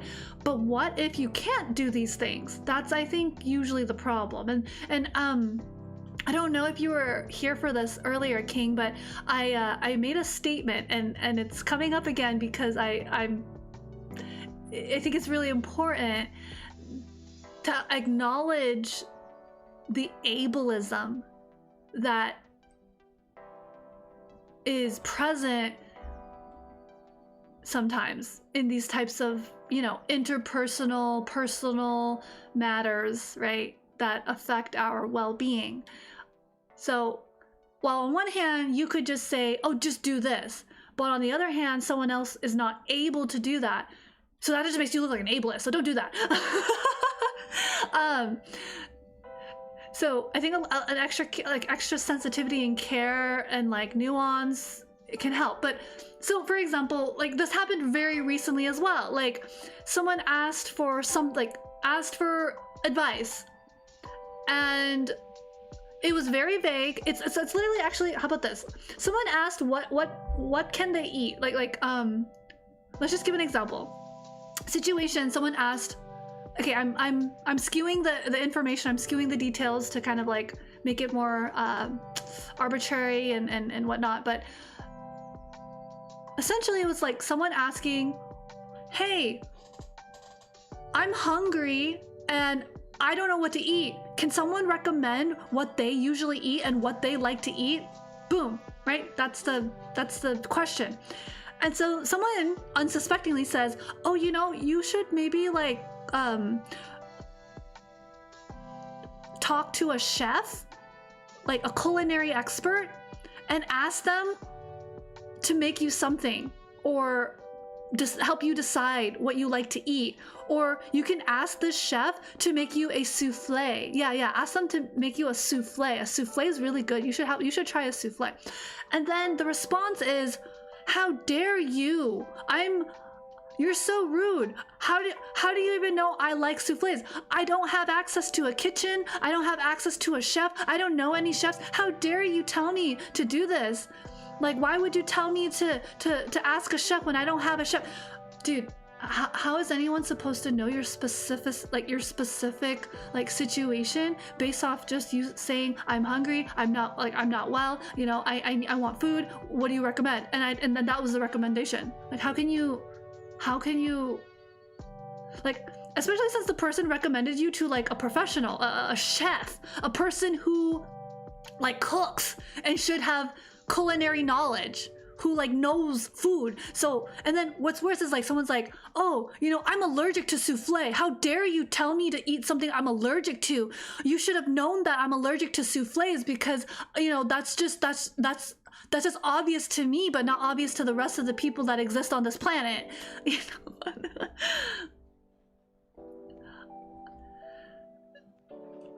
And so it's like, okay, pause. This is a really good example. This person is hungry, right? This person is hungry, which means they're cranky because they're hungry, they're hangry, right? All the more reason for them to get the food and nutrients that they need instead of, you know, trying to start something.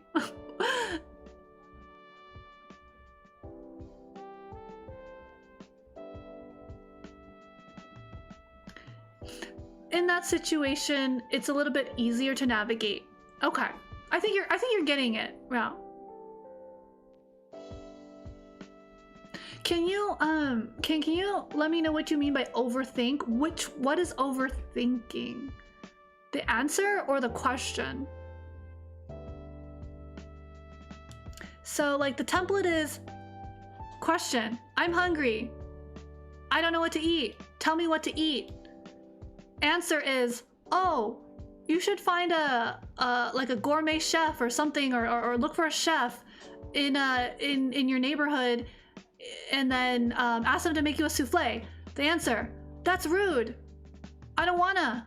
I don't have money for a chef. I don't like souffle. I don't know what a souffle is. Like that kind of exchange, you know. Anyways, I think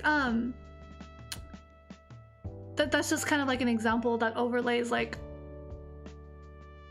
a situation that I've observed, and I'm just like, oof. So the setback, okay, let's apply that situation into the formula. The formula once again is, the setback is you don't have food. You need food. That is the setback. You need to acknowledge, or you need to recognize that, okay, internally you're hungry and you're moody and you're not, you know, you're not at your best. Then you acknowledge that, like, okay, I acknowledge that I'm hungry and I need sustenance, and I'm aware, and I'm gonna make attempts to get food for myself, right? And then with grace, you know, you can look for food, look for resources that are tangible to you, that's like that you can get a hold of. Yeah. Future science rest, and that's what.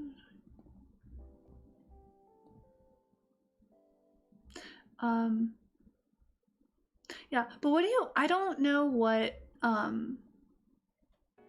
So this is the second time it's coming up. That's why I'm bringing it up. The word overthink. You're gonna have to explain what you mean by overthink, because Overthink has a very negative connotation in this, I think. Yeah.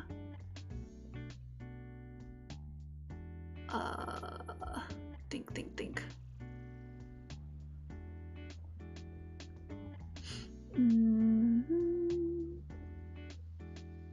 I did tangent for my notes because I guess that's just a natural flow of things. All right, so I was talking about like defeatist mentality, like why should I do this? You know, why should I even, you know, apply to a new job if I won't get hired anyways? Why should I clean my room if it's only gonna get messy? No one cares, I don't care, you know, that kind of mentality. So that's a setback. You want to have a life that's worth, you know, recognizing and feeling good about, but then the setback is your mentality. So how do you try to address it? And I guess my suggestion is recognizing, acknowledging, and then proceeding with some kind of plan of action. Okay, so I guess I'll just keep going.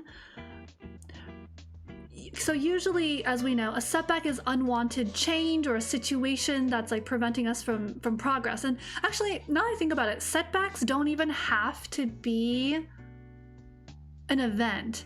It can actually be a mindset. A setback can actually be a mindset. Wow, that was not on my that was not what I was not anticipating thinking about it like that. Okay, wow, my brain just went that way. Okay, so okay, yeah, actually a setback can also be a way of thinking. It doesn't even have to be like, no, it does make sense because like a setback is something that prevents you from moving forward, like to make progress. So it doesn't even have to be physically in front of you. It can actually just be internally. Well, that was okay. I like that. All right. Well, there you go. That is where I stand. Setbacks are also now a mindset, a perspective, an attitude, a way of thinking that keeps you stuck as well and not able to make progress because of the way you think. That's actually very profound. I did not write that in. I did not. I think this whole entire time I was thinking like it's something that physically obstructs you, and then like, yeah, your mindset would be obstructed by that inconvenience, but then like part of the work is to still change your mindset to get back into a state of mind that can yield some form of like action that either removes the obstacle in front of you, whether that's physically or mentally. Okay. But yeah, usually setbacks can be unexpected. If I'm thinking now, if a setback is a mental state of mind, like a perspective, an attitude, a belief system, an ideology, an environment, even if that's your setback, you have to recognize it's not only unexpected, it's unknown, it's not recognized. And when you don't know or recognize something, you don't know what you don't know, so you cannot address it. So the recognition is even more important in a case where the setback is your environment, your mindset, or lifestyle. Yo, I need to sit with this.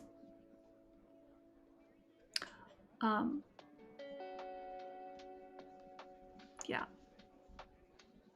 Cool, very nice. Good work, team. Good job, scholars. Not possible without you guys making some profound realizations. Wow, okay, so now I'm just, okay, back to my notes, I guess. Okay, so yeah, we need a way to push past the setback, whether it's like something like your car broke down and you can't drive and that's delaying you to get somewhere, whether it's your mindset, you know, you have negative belief systems in your mind, or like, what is it, cognitive biases that are preventing you from connecting, and like low self-esteem. I guess low self-esteem can also be a bit of a setback, right? It's preventing you from like being able to like live your life more fulfilled and more happily with, you know, with positive experiences. A setback is usually unwanted. Most of the time it's unwanted. if it's wanted, then I guess it's not really a setback. It's just how you want to live your life. It's a lifestyle. Whether you recognize it or not, if you recognize that this is how you are or not, then that's something else. But yeah, a setback is something that's usually unwanted, and it prevents us or hinders or, you know, like obstructs us from continuing to have positive experiences. But you'd have to recognize, again, I'm just like realizing like the first step, recognition, is going to be so key. That's going to be so key. And that's the hardest part. Is actually, with recognition, is acceptance. So like in between recognition and acknowledgement is acceptance, actually. There's a little bit, you have to have acceptance in order to want to acknowledge it, to act upon it, to change for the better, or to, you know, change.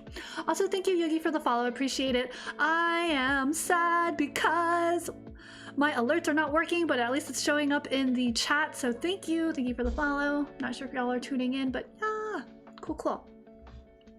Yeah, apologies, no worries. It's okay to get distracted. I was wondering where you went, but it's all good. No worries.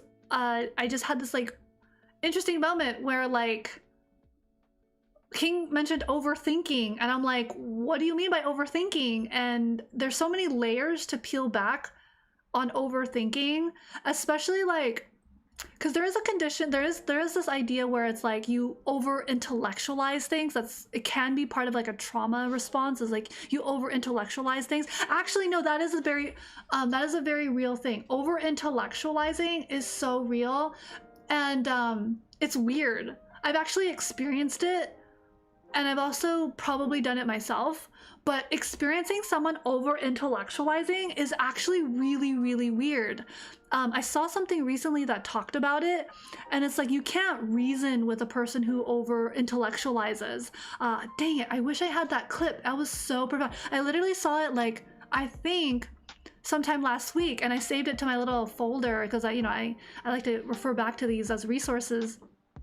Oh my gosh. But there's a person talking about like, oh, what do you do when someone like is struggling and their coping mechanism, that's it, it's called a coping mechanism. Their coping mechanism is to over intellectualize it. They intellectualize it to the point where it's crazy because their logic is sound-ish. It's like, it's pretty good. It's hard to, and now you get into this weird like intellectual debate about their own problems and sadness, and then it's like at that point you don't even want to really argue, because it's like, if that's your reality, if that's what you believe, then yikes.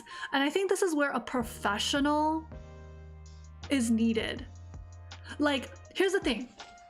If you're suffering from something and your coping mechanism is over intellectualizing, and you're going around to your friend groups, your network and your family, and then you challenge people, you're like, come, tell me why I should feel better about myself, and I will tell you all the ways I don't deserve it, because I have all of the logic and my rationale and my argumentation. It becomes argumentation and debate, and it's no longer about finding healing. It's about preserving your ego and your current state. It's like justifying, and you'll win. A person like this knows they'll win because they rationalized it.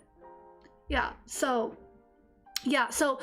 really good to look for. Very important to acknowledge that, like, and this is why, if you ever hear me tell you, oh, I really think you should try, like, it's not that I don't care, but if you ever hear me say, hey, if you have the means and resources to, right, like not always, but if you have the means and resources to, seek therapy, or find a professional to speak to, please do. Because at that point, I'm probably recognizing that, like, oh, you've figured out how to like bypass the work. And it actually gets into a very, I don't want to call it mind games, but it is mind games. And I have a very firm boundary about mind games. I hate them. I think I've always hated them since like I was a kid. As a middle schooler, I think I always like, I saw some of the mind games happening, and I'd be like, ew. And I was like, I didn't have a word for it, but I was like, yo, I see what's going on. You're like as little kids, you're observing, right? You're like, you're trying to make Sally jealous of Kelly so that Brian over there will choose Kelly and stuff. I don't know. So, you know, like these like weird little things. So, I don't know. Sociology.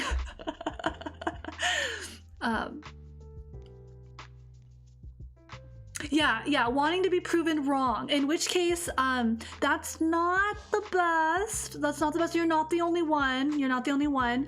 You're not the only one. So don't worry about it. But if you can recognize, once again, we are looking at step 1, recognizing and accepting that you do this. Then I think the best. And you have to think about it. A professional has like at least a decade. Like I don't know what, like 6, 7, 8, 9 years of training. They are trained to argue with you about your own mental health. So why are you trying to be like a world champion? Like, you know what I mean? Like, you know, what is it when like a challenger challenges people who are not as good as them? So they'll challenge someone who's like, either it's satisfying when, oh, you think this person is like, you know, around the same level as you, but you're challenging like your friends who have like probably no degree in psychology. They probably don't even know how to emotionally regulate, right?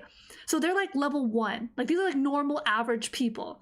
I think I'm like level 2 or 3, but then like a freaking psychologist is like level 10. Why don't you go challenge pivot?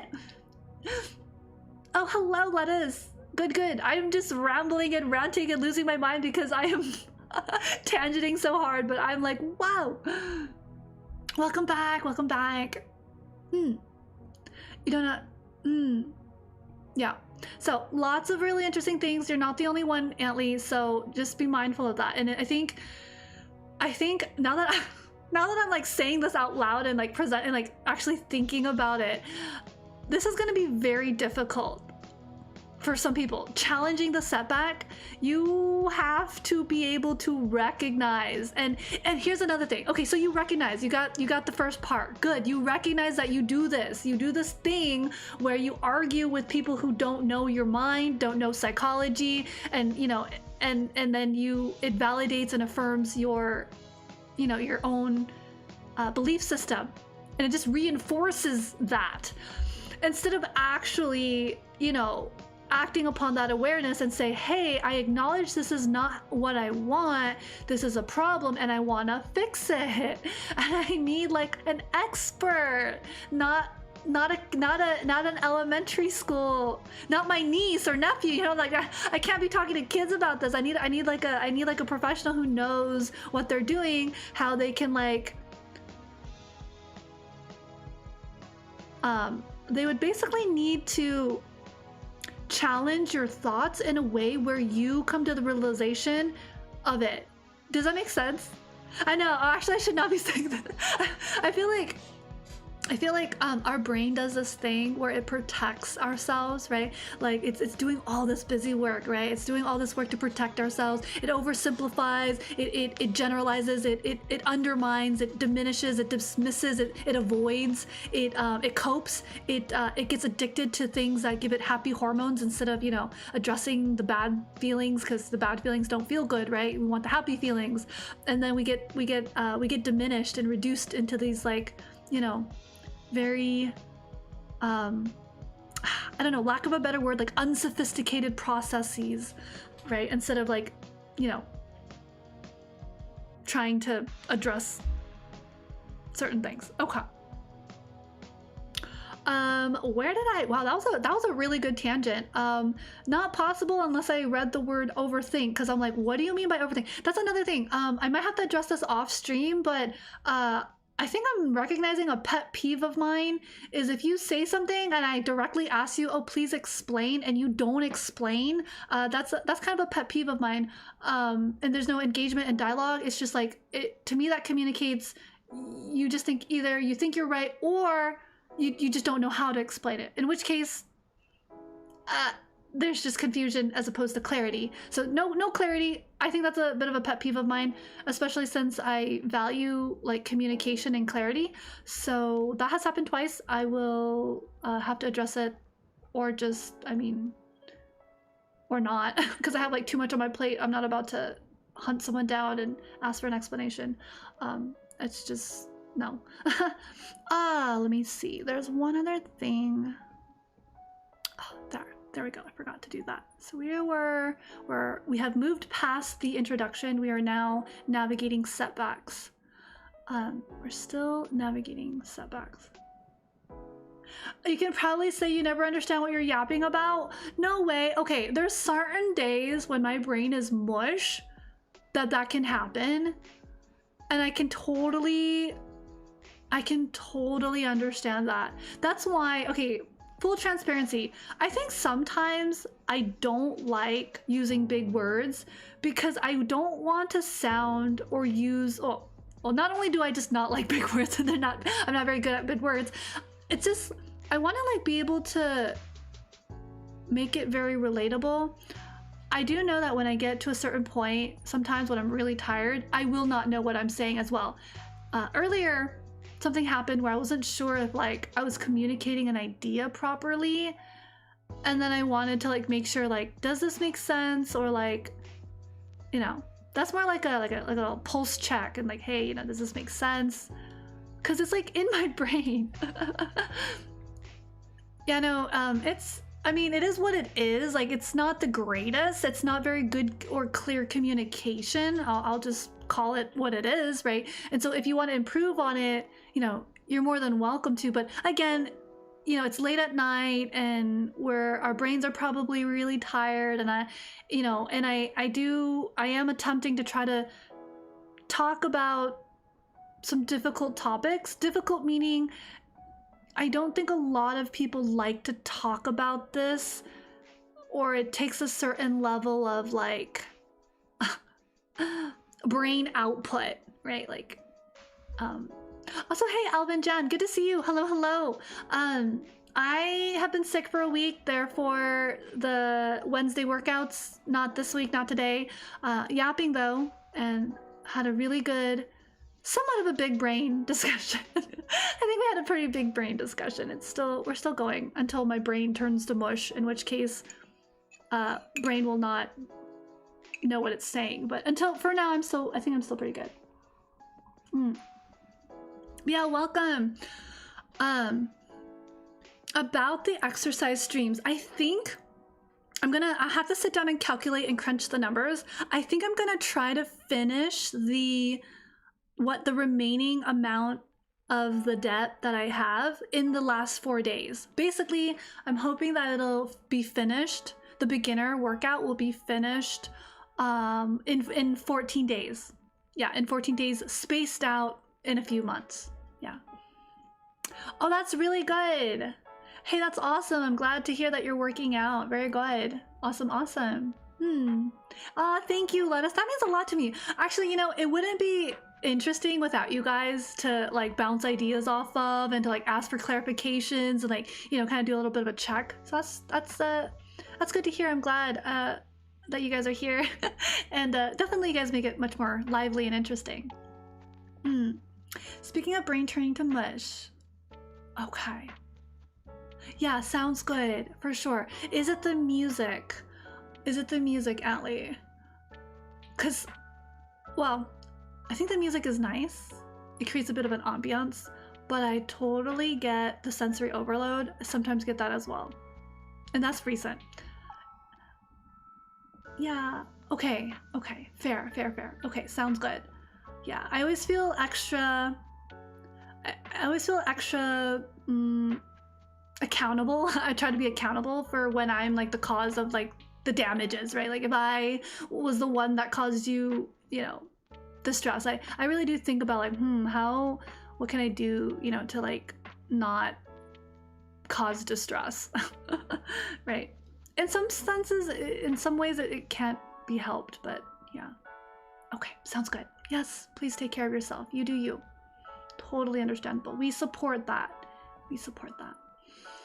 But really awesome to hear that Alvin is back from the gym. Pretty awesome. Ganbatte pohai! Arigatou gozaimasu. Let's go. I have a katakana quiz a full katakana, like not just like this, not just like this part, like the whole katakana quiz is tomorrow, and I'm a little behind. I self-tested myself, like I tried to see how many I could remember of katakana, and I'm like, I'm thinking, this is again just like future planning, so going off of like the workout streams, I'm thinking I'm gonna try to finish my depth for the entire, you know, thing in the next 4 days, next 4 Wednesdays, and that will be concluded probably sometime in April.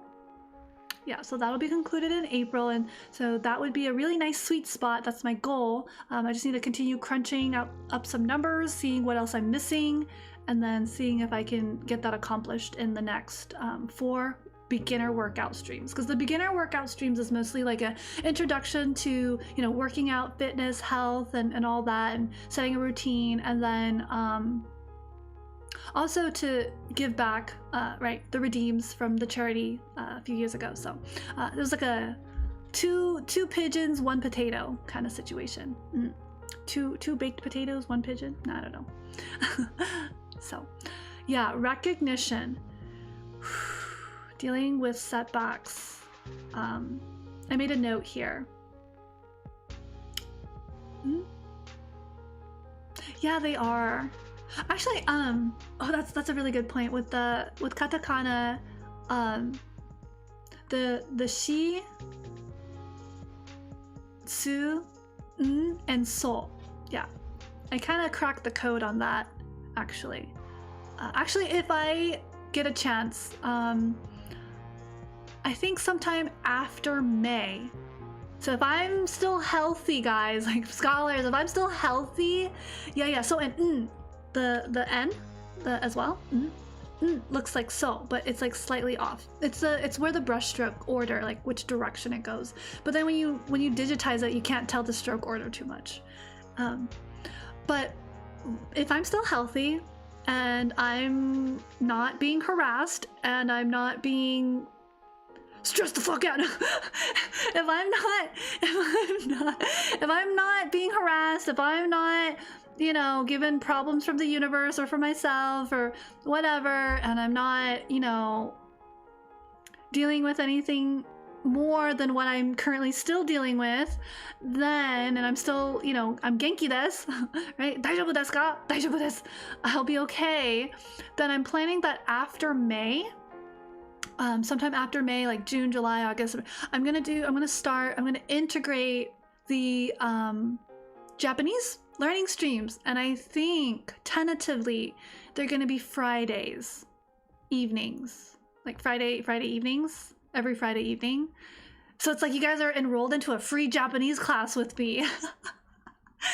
So I'm gonna prepare material, and then right now I'm feeling well enough. I'm planning in May a lot of stuff. Yes, it'll be so good. And I really would love if like folks would be able to participate in the Japanese learning, if that's something you want, because I do know that learning a language is very good for the brain. Yes, brain is gonna be creating new neural pathways in the language learning center of the brain.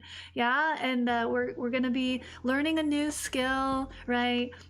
Figuring things out, practicing, feeling like, oh hey, you know, this is not as daunting. You know what's really interesting?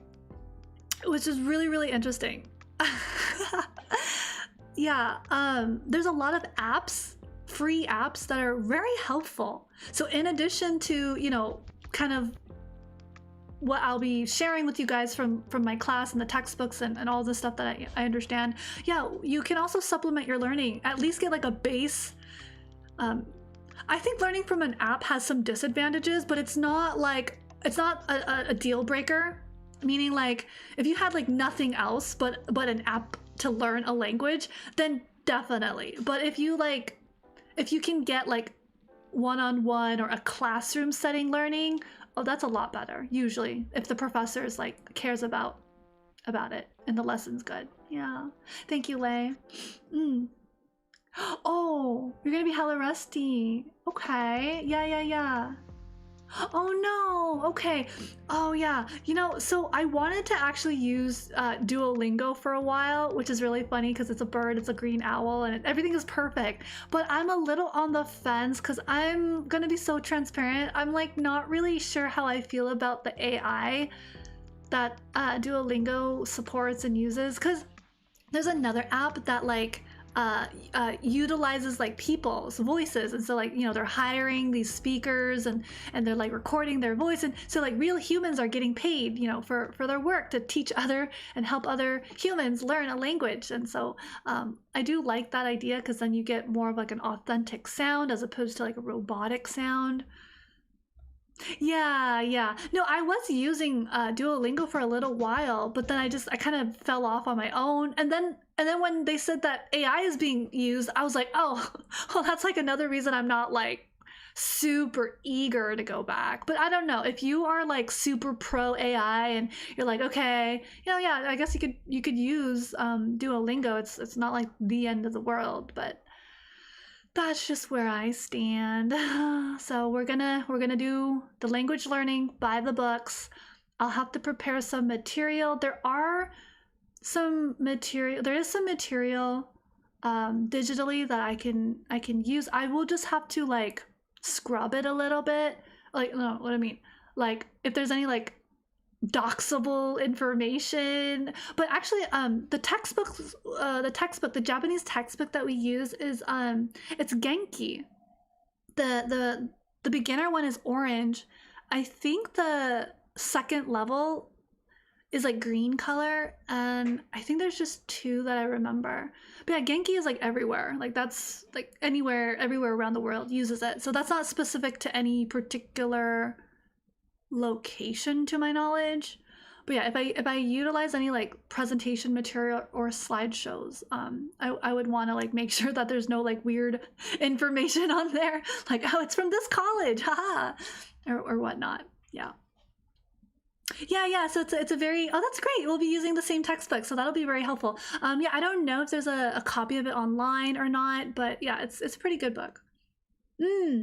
Oh, okay, yeah. So I'm on chapter 3. I looked into chapter 4, and I'm terrified. I'm actually really scared of chapter 4 and 5 and 6. I think this semester we go up until chapter 7. So let me just fix something really quick. Okay. Yeah, so that's gonna be something y'all can anticipate for, again, sometime after or late May, like maybe after May. Again, that's very dependent on like how well I continue to take care of myself mentally, emotionally, and also physically. So hopefully everything will be good. Oh yeah, for sure. Yeah. So real. So real though. Okay, so but for today, for now, I'm kind of giving you kind of like a sneak peek of that. Yeah, I do want to kind of go back really quick to dealing with setbacks, right? And I am like the tangent royal tangent person. I was trying to gender neutralize it, but brain just, I don't know, I think my brain is like slowly declining, so hopefully I can like get through this really quick. Okay, so dealing with setbacks, one thing we can do is, and not just setbacks, again, remember what we said about setbacks, it can be, a setback doesn't even have to be like an event that happens. It can literally be how you think. A setback is anything, at first it was just an event, but it's also any sort of like thought process that prevents you from, actually let me go back. It prevents you from accomplishing an objective, and sometimes your own mind can be the setback. So let's bring it back there.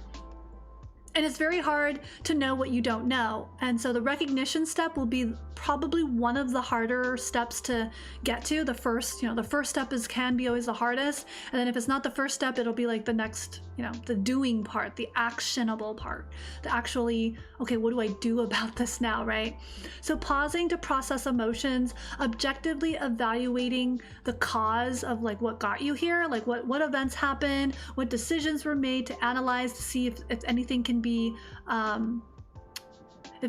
resolved or remedied just based on actions. Again, if this is like too triggering or too much cognitively, because it can be triggering, then we don't have to go there, right? We can just, figure it out in our own mind in a different way. Try to pin down some pivoting strategies, which would be in the acknowledgement portion. You'd have to acknowledge it. You admit that you want to, change, and then you're gonna create like an action plan, and then do your best to follow through. And then if, it's not happening at all, then again, a reevaluation is possible. Looking to other resources is also possible, rather than just, giving up. I mean, that's always the option, right? But yeah, cultivating resilience can be difficult, but one way to do that, or some ways to do that, is practicing self-compassion. That is going to feel differently for everyone. And then what does that look like? How do you cultivate self-compassion? What are ways we can find support within our current location or online? Especially, there's so many articles, resources. There's so many professionals, like licensed clinical social workers, that are online on social media talking about the topics that I'm talking about, and maybe even specifically to your condition. Like if you're lacking motivation, get different feedback, try different strategies and options from, what's being suggested from, right, like people who actually study this. Reframing failures. Again, this is very difficult from your own perspective. That is the mind that is creating the failures in your mind. So trying to reframe that is difficult, but again, journaling, processing, these types of things will help to address it slowly but surely. Some of the key actions that will help is to consider goals, like breaking down the goals into smaller steps, manageable, realistic, not too idealistic, and something that you can do. Maintaining like a gratitude list.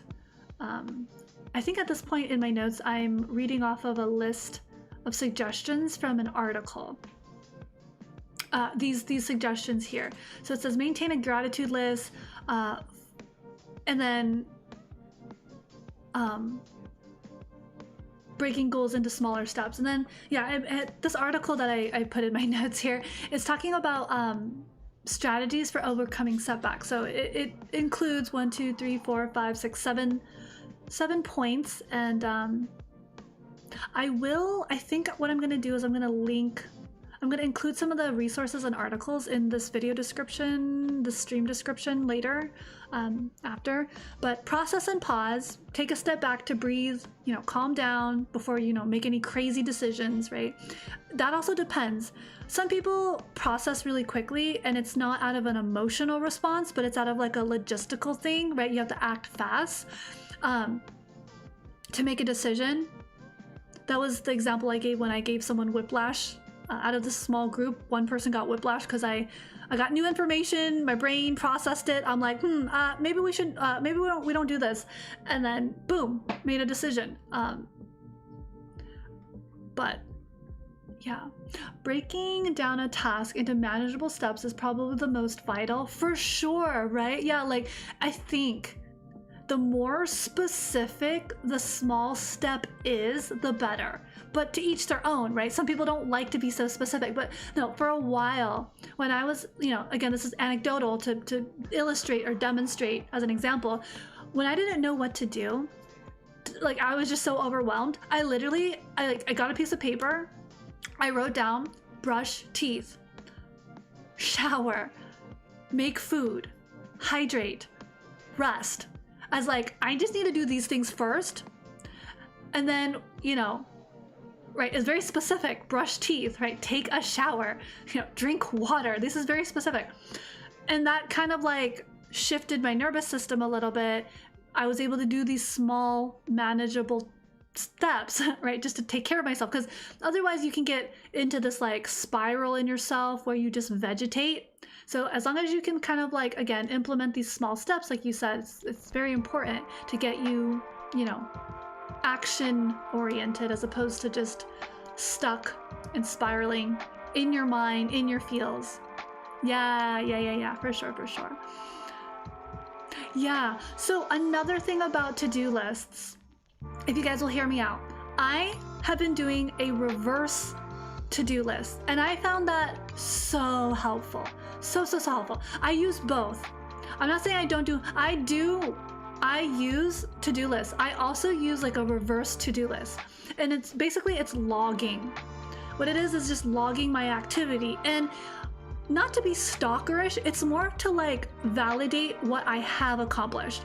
So for example, when I have a to-do list, and for example, and just say like you're depressed or you just don't feel like it, you're really sad or whatever, you don't do anything on that to-do list, that is very devastating.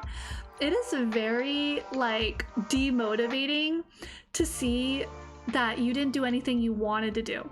But actually, when I started to write down the things I did do, it wasn't so bad. It balanced it out. I was not just looking at a blank, like a to-do list that wasn't checked off. I just didn't have the things that I wanted to do. Yeah, I still use, I love productivity logs. Like it has to be the smallest things, the small wins. I vacuumed, I did the laundry, because those are very important things. You need to do these little things, right, to keep yourself afloat, to keep your house and life orderly, right? And then like, hey, I folded the laundry today. You know, that wasn't like the big thing I wanted to do. That wasn't like the life-changing project that's going to change the world. No, but it's very important. You know, I meal prepped for the week. That's so important. So I have food for the rest of the week. I took out the trash because, you know, I have to take out the trash every week. Otherwise, if I forget, it just piles up, and then, you know, it's going to be disaster. I washed the dishes. I did my chores. And maybe the chores didn't make it to the to-do list. Maybe it did. I don't know. You know, I sent an email. Oh my gosh, that wasn't, you know, I did it, but I didn't put it on my to-do list, but I did it. So, you know, I think it's really important to have that to balance out your own motivation, so you don't feel bad if you didn't check off anything on your to-do list. So, so these are like actionables that are very helpful. Of course, if you have the bandwidth, you can make attempts. Maybe reach out to someone to talk it through, analyze the cause of whatever is, you know, causing you to feel stuck, or, you know, maybe it's an event, maybe it's something that happened to you that caused your mindset to be very rigid and not flexible or malleable to adapt. Yeah. If it's too much, obviously, you know, don't give yourself more work. It should be enjoyable. For me, it's a very enjoyable, like I get like dopamine, like, you know, I get like serotonin, I get happy hormones. I get really happy when I can write down even the littlest things I do. Like, hey, I did the laundry. Oh my gosh, you know, like, you know, sure, it wasn't like important, like study katakana, but, you know, it's still something I should do. So yeah, so if you have the bandwidth, you know, determine how or if the setback was caused by something internal or external. Internal is usually a little bit more controllable than something externally. And this will help you frame the narrative, which is the next step. And it's a learning opportunity. I think if you can take any setback, any failure, any sort of experience that's negative, that's caused you to feel a certain way, if you can learn from it and kind of like move forward with it, with that knowledge and experience and wisdom, then that's the goal, right? So you can kind of like acknowledge that you've overcome this with a lesson, a life lesson, an experience, an understanding, you know, something that has enriched your life. even though it wasn't like the greatest experience. Maybe that leads to something else that's more positive. Maybe, you know, you start advocating for something that's important to you. Like if a setback is having a disease, or a condition like cancer, and then maybe that's inspired you to now advocate for survivors who have experienced cancer, right? So that's constructive. That's good.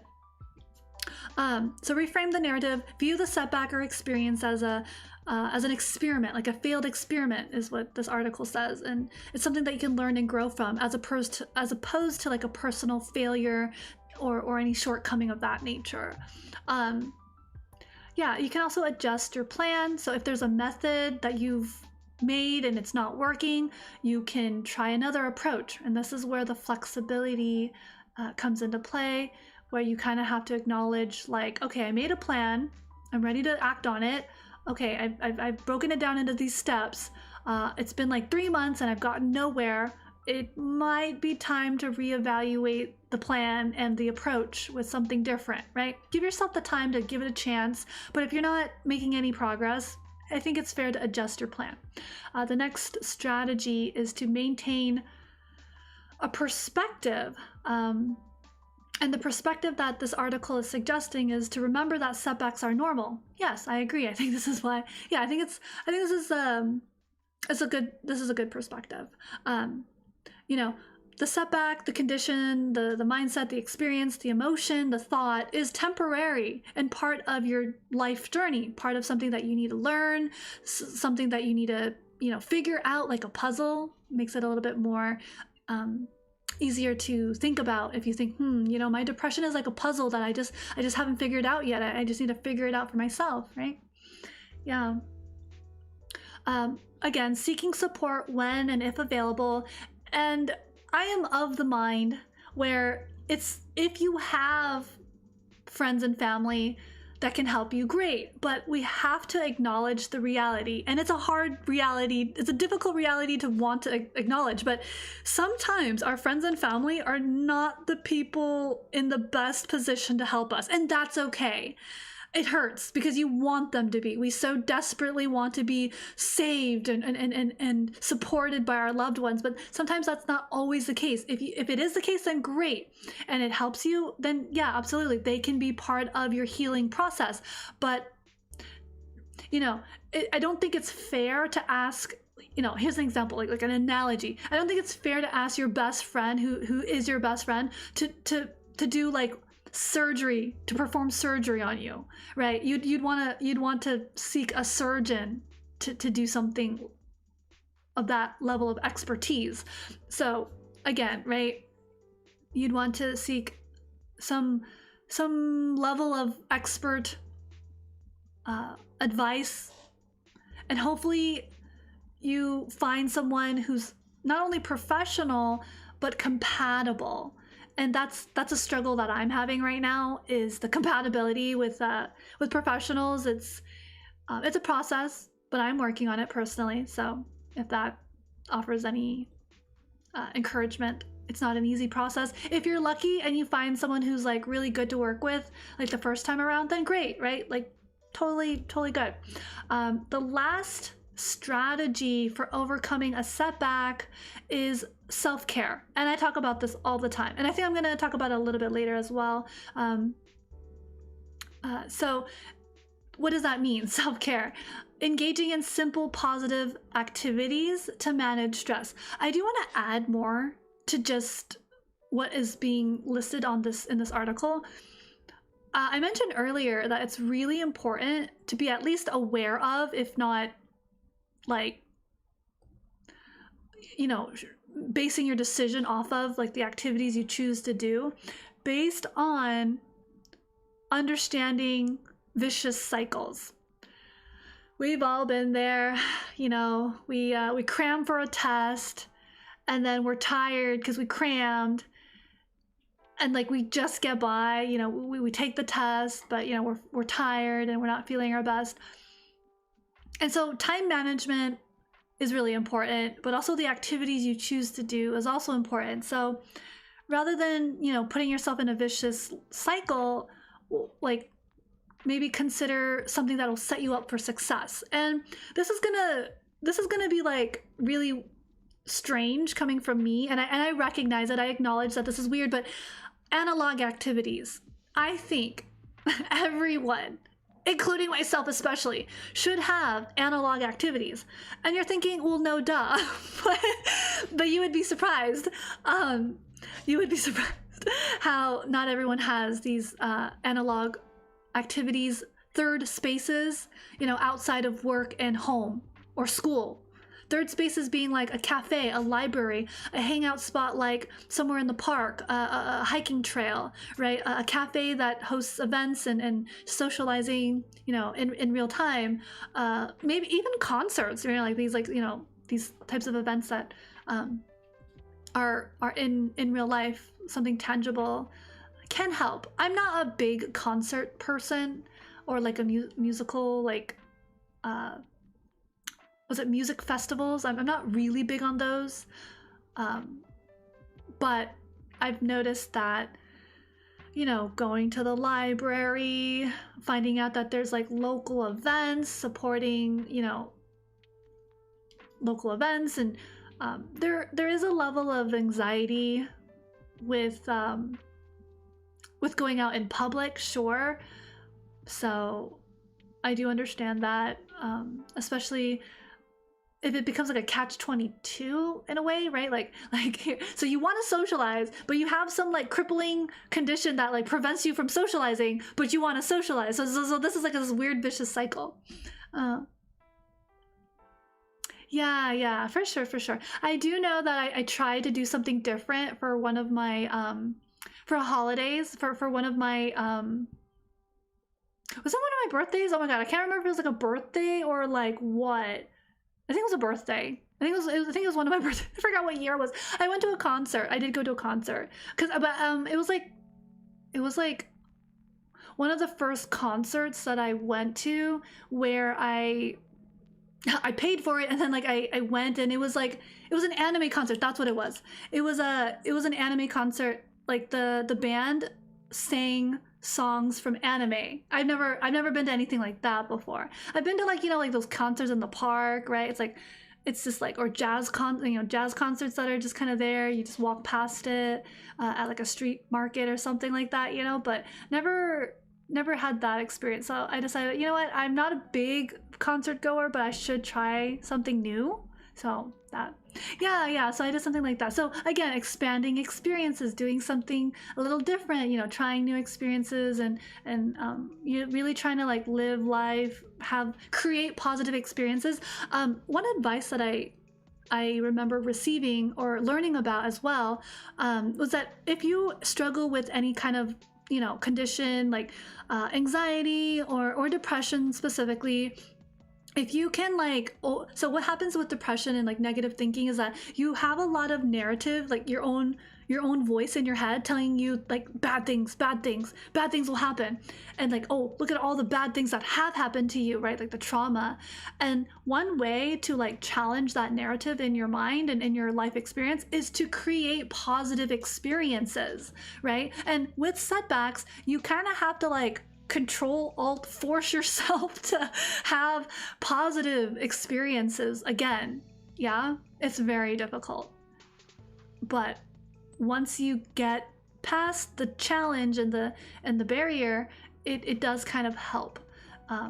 And so I think, again, right, like creating the positive experiences to slowly override the negative experiences and allow your brain and nervous system to say like, hey, look, this didn't go as bad as you thought it would, you know, to challenge that negative feedback loop in your mind and in your experience.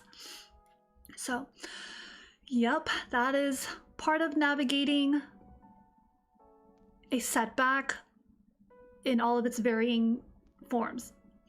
Okay, finally, after so much time, I'm going to attempt to talk about recognizing emotions. And in my notes, this section was like really important, so I hope I can like capture that aha moment, that epiphany that happened when I was like blocking this out.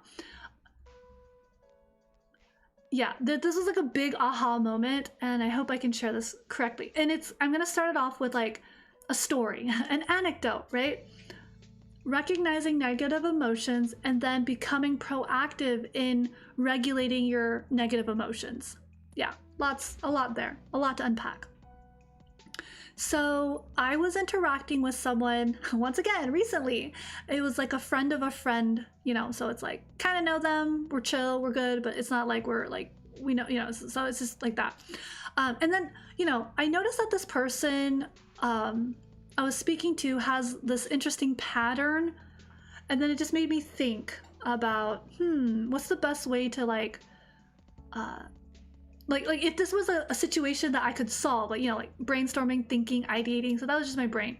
But so when I spoke with them, they were experiencing a lot of distress from something related to work politics, you know, like office work, you know, how there can be some politics and power struggles. And, you know, when you're working on projects with people and dealing with different ideas and all that kind of stuff. So I'm just gonna call it work politics, right? Maybe you've had that, maybe you don't, maybe you work, you know, you don't have that as much if you work independently, like where it's like what, you're like you work remotely, so you might have a little bit less work politics. But anyways, so the issue that they told me about was going on for a while, and it got to a point of frustration, and there was a lot of argument that was happening because of this, you know, situation. And, you know, talking to this friend of a friend, they were letting me know, and I was thinking about it, and I'm like, interesting. And I was like, oh, okay.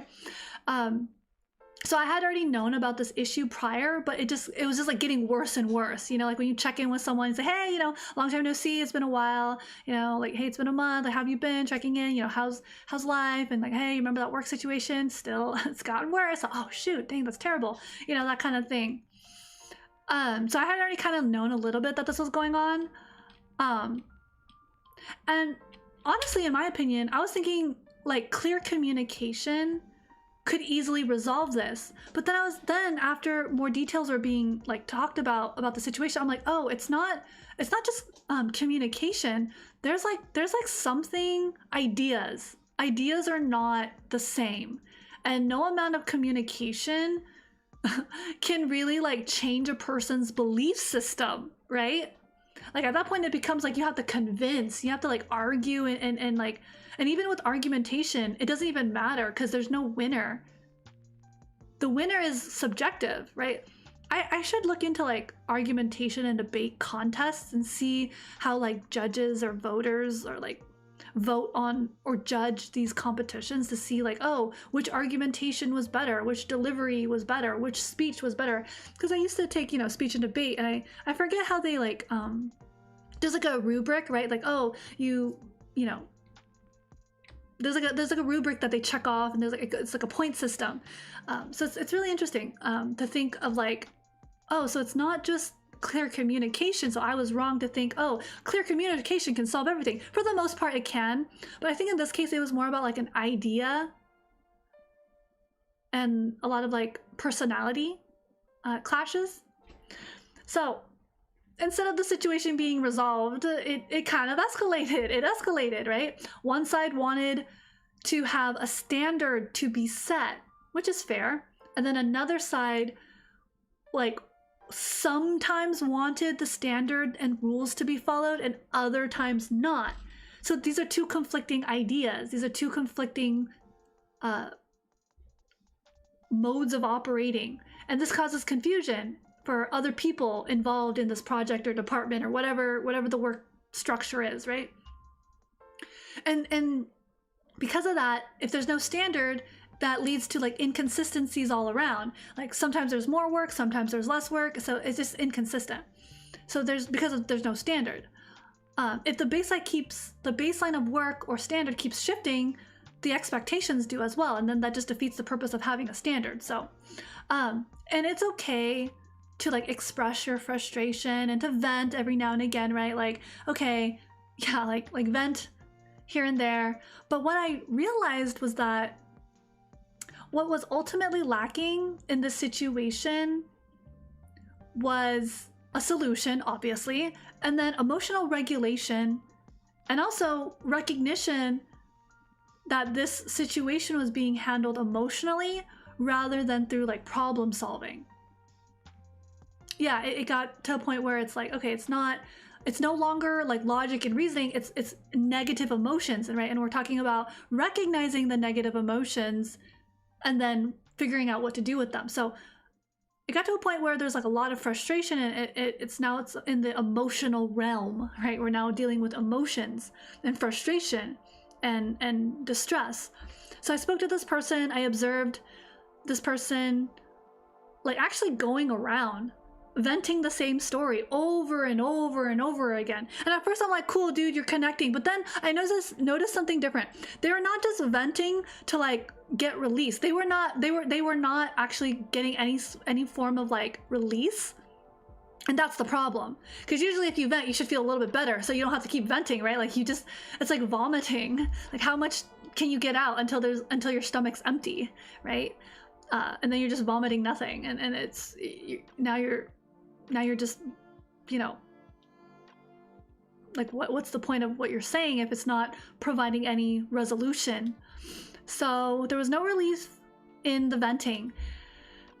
And so when venting is no longer a resource or something that's helping you, and maybe it's actually re-triggering you, if you are cognizant enough to understand this, and this is where the recognition is, right? You have to be like so self-aware that you can catch yourself at some point. Then that means you need to pivot and find a different solution to your emotional distress, because clearly this is not working. If it is, then you wouldn't need to keep relying on this and have no release or any form of like relief emotionally. So that's what I observed. I'm like, wow. Because normally I'm okay if you need a vent, but I'm noticing, like I'm understanding that venting is actually not always helpful. It depends on who. For me, if I vent like once or twice, I'll feel pretty good, and then I'll be like, okay, I'm ready to find a solution to the problem now.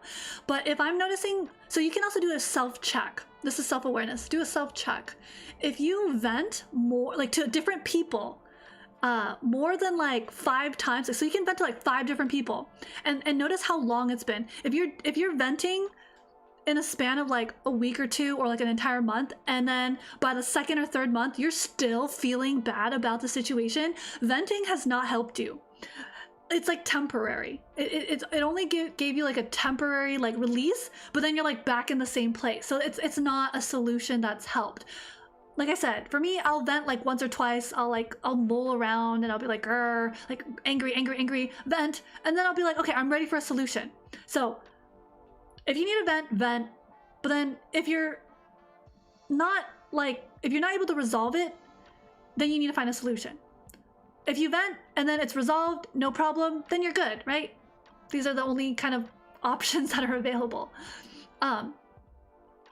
So then I thought to myself, after speaking to this person, I kept thinking about it because I was like, wow, this is really interesting, because like I wonder why they're venting so much. Because like if they're over it, then it should be fine. But like you can hear that they're very distressed. That was what I was worried about. Yeah. So then this was kind of like the aha moment, and it was an aha for me as well, because I'm like, wait, do I do this? Do I do this as well? Which is essentially a person who's like overly venting and not finding a solution or release, at least emotional like resolution, not just like a moment of relief, but like long-term solution to the distress.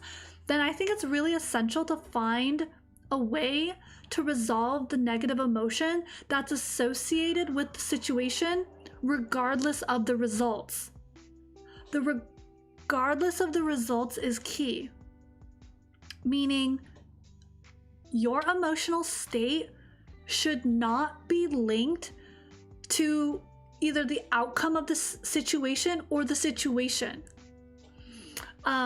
There's a lot there.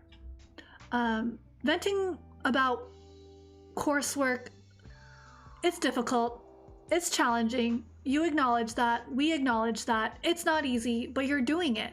It's not easy. It's not, maybe not fun, but you're doing it, right? You're locking in totally, right? And that's fine. Like I said, no stigma against venting. My only concern is if the venting is not helping and it's only reinforcing the stress that you're under, or the negative emotion, whether it's frustration, anger, resentment, hostility, injustice. That's my only kind of like point on that. Yeah, so that's fine, right? Like, yeah, so like you kind of like get it out of your system, right? You acknowledge that this is no fun, this is like not a good experience, and like, yeah, but you still do it, and like you're like, okay, you got this, okay, no problem, right? Right? You lock in it, you acknowledge the feeling. That's totally valid. But I think what is different, especially in a mental health situation, is like, say you're struggling with depression, or you're struggling with a certain specific situation. Maybe it's like, I don't know, like domestic abuse, substance abuse, violence somewhere in your community, or like, and that's stressful, right? So while you can like, blast it on social media, get recognition, awareness on it, if it's distressing you, if it's still continuing to distress you, then there needs to be another solution. Like there needs to be a resource that can supplement your healing and resolve the emotion and hostility, right? You're trying to just like take a step back and apply what I'm talking about, apply the whole like hypothesis, right? The formula. Once again, we're trying to apply the formula to almost any situation, or see which situation it'll work in. So in any situation, you should find a way to resolve the negative emotion. That's usually internal. Most of the time it's internal. That's associated with something that's happening outside of you or in a situation, which again is going to be external. But that has to be regardless of the results. So in the context of the story that I said, where it's office politics, different ideas conflicting, someone wants a standard, someone doesn't want to follow a standard, and it's frustrating for both. So for the individual, regardless of whether there is a standard or not a standard, internally, this person has to like resolve the emotion and not blame it like, oh, well, it's this person that's causing the emotion. Yes, maybe they're like triggering it, but like you have to like somehow like resolve it in yourself. And what does that look like? How do you do that? It's a lot of like reframing. It's a lot of like self-talk, right? And perspective change. Like, okay, I'm frustrated because now I have to deal with this person's recklessness or actions when they don't follow a standard, right? With a standard, everything's neat, everything's clear, there's no ambiguity, there's no confusion, there's clarity, it's boom, boom, boom. These are the rules, done. But it frustrates, like the feeling is negative and distressful because I'm not getting my way, I'm not seeing my idea being followed. And so in order to resolve that, there is a level of like, I can't control this person. I'm okay with the fact that this person has a different idea than me. And I recognize that it's not okay to not have a standard. I'm not saying I'm wrong or I'm relinquishing my authority as a contributor to this work, but I can find it within myself to release this frustration, because the frustration comes from my need not being met, and I recognize that my need is not being met. And so only I can fulfill my need, and only I can fulfill like my own sense of integrity. I don't have to rely on someone else to fulfill that for me. Maybe with this like dialogue change, this level of like awareness and grace with yourself and your emotions, maybe it'll help. Maybe it won't. It doesn't change the results. Remember, it's regardless of the results. But what we're trying to do is we're trying to be alchemists. We're trying to alchemize our brain, so to speak. We're literally trying to like change how we view the situation. Instead of saying, oh, it's their fault, they're so stupid, I hate them, blah, blah, blah, blah, blah, we're gonna reframe it and say, I am experiencing the frustration because of these reasons, it's valid, and then I'm going to like reframe it based on what I just said earlier, right? So I can't repeat all that because the brain is needs to move on. Okay, so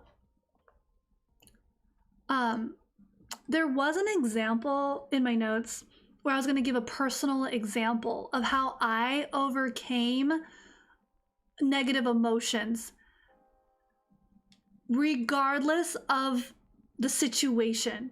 This is really key. This was like the biggest aha moment that I could put into words. Also, hello, Cappy. This is like a really, I think to me, it's like a very pivotal moment for this particular topic. Not this yet. So we're still on the recognition and acknowledgement. I don't know who's all like tuning in. I'm probably some lurkers and listening in. That's totally fine.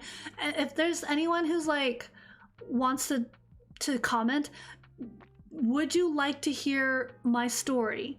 I'm asking because I don't want it to be perceived as trauma dumping, and there is like this idea of like secondary trauma, right, where you don't experiencing it, but hearing someone else experiencing something so terrible can be triggering and upsetting. So I do want to say that there is a little bit of like, you know, distress, but a lot of work has been done. So for the most part, I have overcome this, and if it can provide any sort of like hope or perspective into how my brain literally navigated through this, through the and doing all the emotional work. So I'm okay. So yes, okay. So if anyone is like, I don't want to hear it, I hate this person, I hate Poe sucks, you don't have to listen. Like you don't have to, you know. But if you're like, okay, I'm curious, like what did Poe do to like overcome their own negative emotions? How did they recognize it? How did, like, what happened? You know, how is this something that I can do? Is this something that is like, what's the step? And I'm gonna do my best to try to like list it out and like break it down. So again, I'm gonna do my best. So this is story time. Story time. Okay, here we go. All right, we got this? We're good? Okay, we're good. I was physically assaulted. Yes, I have talked about the story in depth before, but I won't talk about it in depth right now. But bad things happen, life happens, setbacks happen, negative feelings are valid. We've been there. Some of us haven't been there. If you've never been there, that's totally okay. But not all of us have gone through certain, you know, I can't expect anyone to empathize or understand. So you don't have to, but yes. Why was I physically assaulted, you're wondering? Because the person's crazy. Like, just, like, have you seen the world?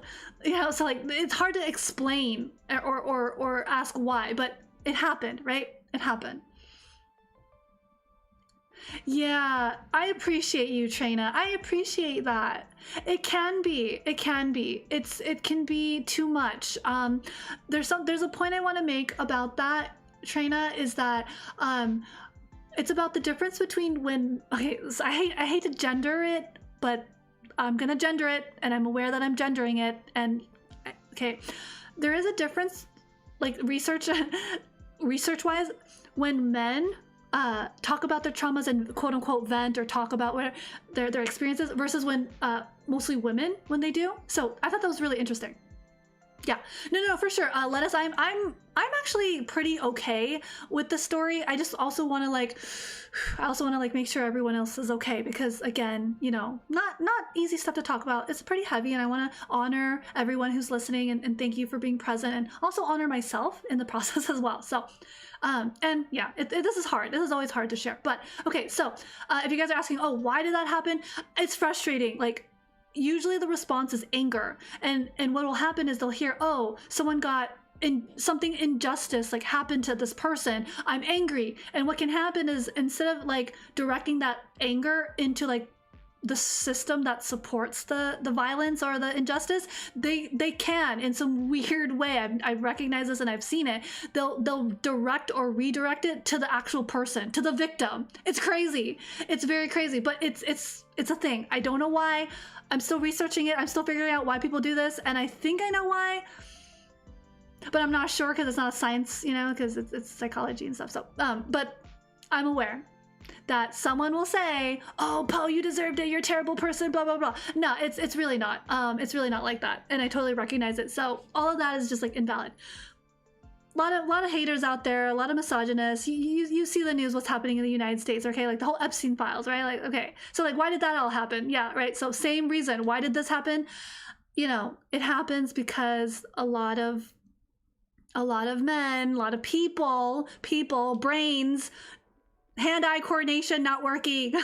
We have problems. Yes, we do. But we're going to figure them out. We're going to solve them slowly. But before we do that, we need to recognize, and then we need to acknowledge, and then we need a plan of action that's going to, like, you know, resolve it. Okay, so that happened.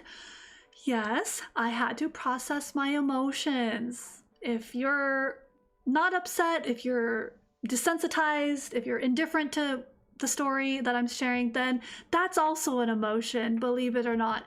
Numbness, indifference, carelessness, apathy, these are emotions, not the ones we think of, like, right? We think of like happy, we think of sad, we think of anger, we think of, you know, but you know, indifference is an attitude, it's an emotion, it's you know, numbness. So I had to process my own emotions, and I'm sure anyone listening or having gone through their own experiences most likely also needs to, at some point, resolve and process their emotions. So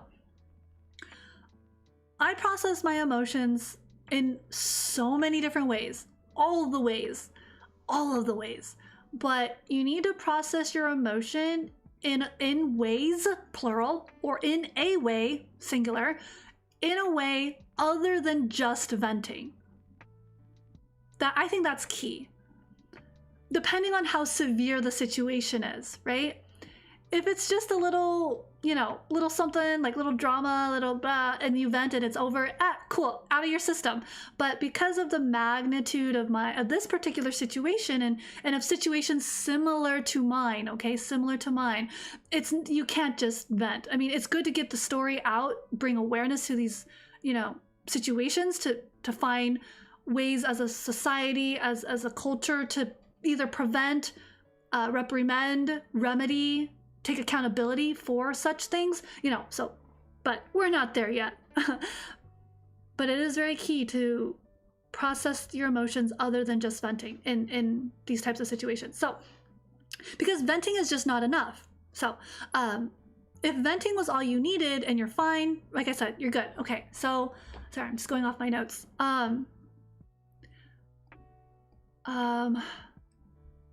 So with most cases dealing with like a mental health situation, like it impacts your mind, your emotions, your body, and the question is, what do we do, right? If it gives us so much distress that it disables us, it takes away our autonomy, it takes away our ability to navigate the world and and live our lives the way we did prior to the event, right?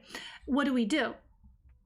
It is so important. We have to find inner closure. I'm not saying you have to do it right now. I'm not saying you have to do it right this second or tomorrow or next week or next year, but eventually. That is the end goal. The end goal is to find inner closure. When I was in this process, I didn't have an end goal. I didn't know what an end goal was. I wish I knew I had a goal so that I knew where I'm going. Like I have a target to hit. I didn't. I had to figure this all out blank, blind, nothing, no roadmap, just wandering, just figuring it out. So nugget of wisdom right here. This is kind of like your North Star. I had no North Star. The sky was black, like cloudy, fog, nothing. No, can't even see the stars in my lived experience. But if I can give you this North Star or be that little lighthouse shining a light if you're lost at sea, then this is it. But if you still can't see the light or you still can't see the stars, the compass is in your heart, in you. You have to find that closure in yourself. Your North Star becomes your heart, you. If you can't see through the trauma and the pain and everything. So that doesn't mean that the situation is fixed. So this is a very important distinction. If, when, or you do find closure internally, that doesn't mean the situation was resolved. Yeah? It doesn't mean you won the lottery. It doesn't mean there was the person was punished. Actually, there's still no justice. But we can't be losing our minds. We have to find inner peace, or at least closure. At least closure, right? So here's what I mean. I have inner closure, but assholes will be assholes, and they're still out there, right? Like, meaning the situation's is not resolved. Like, this person has not been, whatever, prosecuted, whatever, okay, whatever, yeah. So, but I have inner closure, or at least a lot more than when this all happened, right? So how did I do that? What did I do? How can you resolve when you didn't even get your justice, Poe, right? Yeah, lots to unpack there. And in any situation, I can apply the same similar formula to another situation. For example, you have depression, you live with depression, you find inner closure, but you still have depression. It just makes the depression not as bad. And maybe over time it resolves the depression and it's not as severe and crippling. In another situation, you live with a condition that's chronic, a chronic condition. You find inner peace with it so that you can continue to move through, navigate your life with grace and dignity, right? Amidst the chronic condition that you have, right? Inner closure. Yeah, really important. So, why do we need to resolve our emotions? Why do we ultimately want inner peace? Oh, welcome back. Welcome back, Aunt Lee. So glad you're here. That's a really good question. On one hand, I can't answer that why for you. I can't answer that for you specifically, but for me, I wanted to feel like myself again because I do value myself. I do care about myself. I have a relationship with myself. Hold on. I have a funny joke. I have a relationship with this body, with this human, with this brain, with myself. Okay, so I'm talking in almost in a weird out of body experience way right now. That was the joke. Okay, not funny. Life is so transient, and I recognize that I am just I am a meat sack floating on a rock, floating in this space. And I don't know, I went down this rabbit hole. I'm gonna tangent really quick. I'm gonna rabbit hole really quick. Where there was this, again, it came across my feed. It was it got into philosophy, and it was we are all consciousness interacting with consciousness, so that consciousness can interact with itself. And in order for consciousness to be able to experience itself, it has to forget that it's actually itself. I know, I don't know, I need to send you guys that video. It's so funny, but it was talking about that, and I was oh my god. And this was a few weeks ago, I revisited that. But anyway, it's so going back, I value myself. I, not in an arrogant way, but in a way that hey, I'm important. I value what I can contribute to, to others. And no, there's a difference between the value of myself in terms of what I can offer. No, and I was thinking about this earlier before stream, and I wasn't sure if it would come up in topic, but I guess here it is, like clockwork, the universe being magical. It's basically your value is not dictated by what you provide others at all. Like if you were just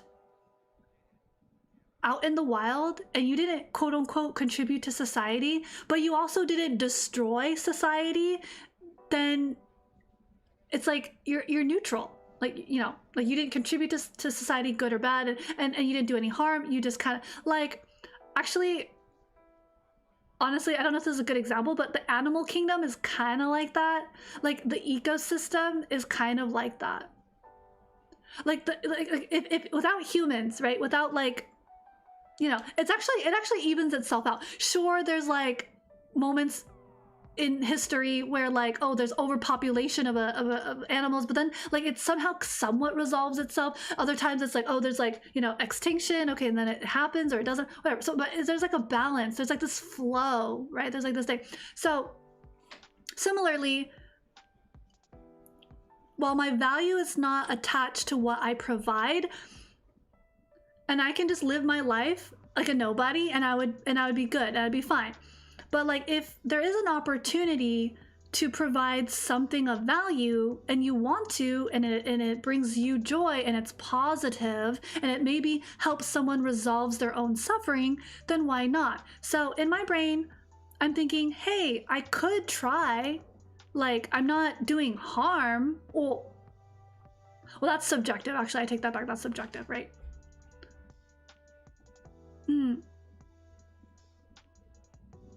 Yeah, right. Yeah, so like you're still holding on to like what you feel about yourself. Like you're feeling that you have value, whether good, bad, you know.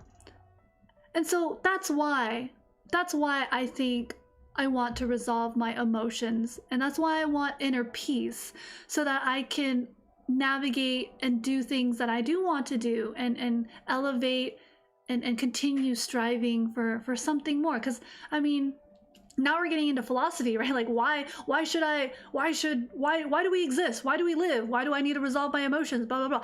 That's really difficult to answer for anyone.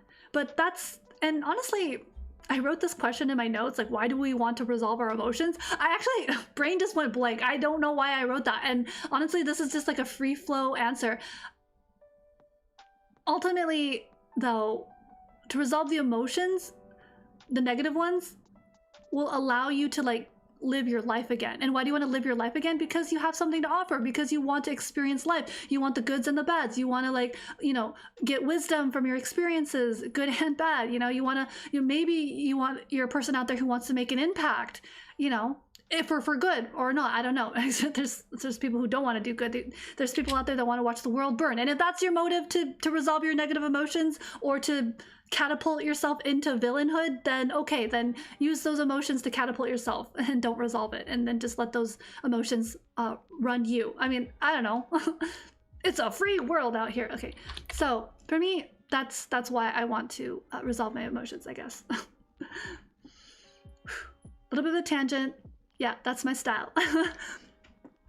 So, okay, the physical assault, caused physical damage in my spine.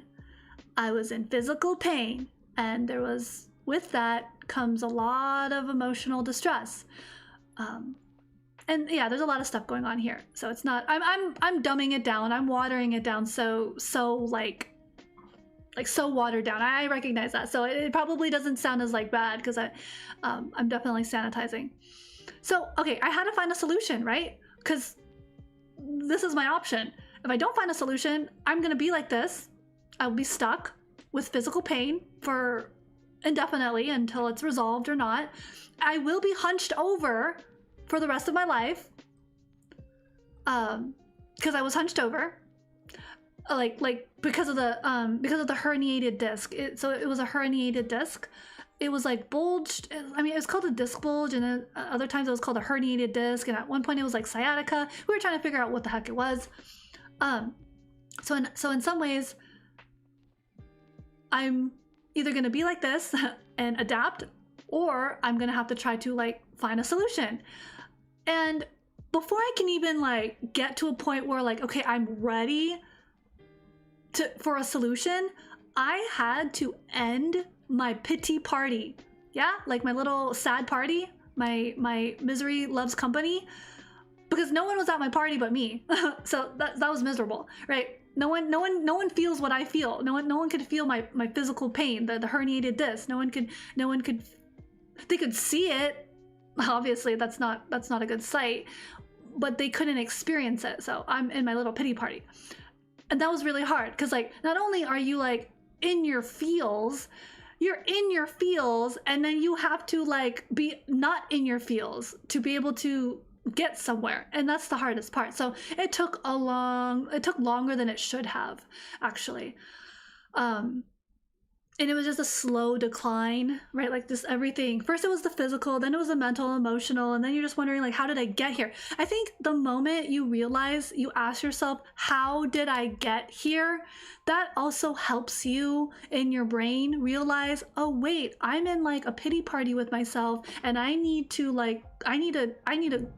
stop this. Like I need to, show's over, right? Like no more sobbing, no more like pitying myself. Like it's time to like do something about this. So I say this because I'm saying it to myself, the pity party.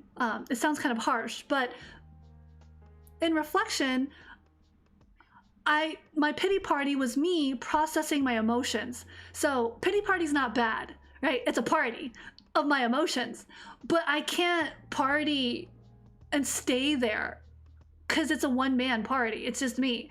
So I eventually need to, figure this out. So I can't just stay in my emotions for the rest of my life if I can help it, right?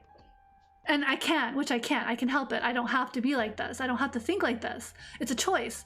But before you realize you have options and choices, you gotta feel it. You gotta feel the party. You gotta feel the pity party, right? You gotta go through your own emotions until, you come to that realization and recognize like, wait, I can't stay like this. I gotta wake up, I gotta get over this.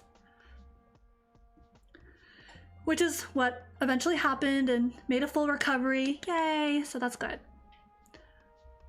I had to stop repeating the problems in my head, the emotional ones. I had to like put it on the side, you know what I mean? So this is like cleaning up the party, right? Like once the party's over, you do some cleanup, you do some inventory, you do some like, reassessing, reevaluating. I was still in pain, mind you, I was still in pain.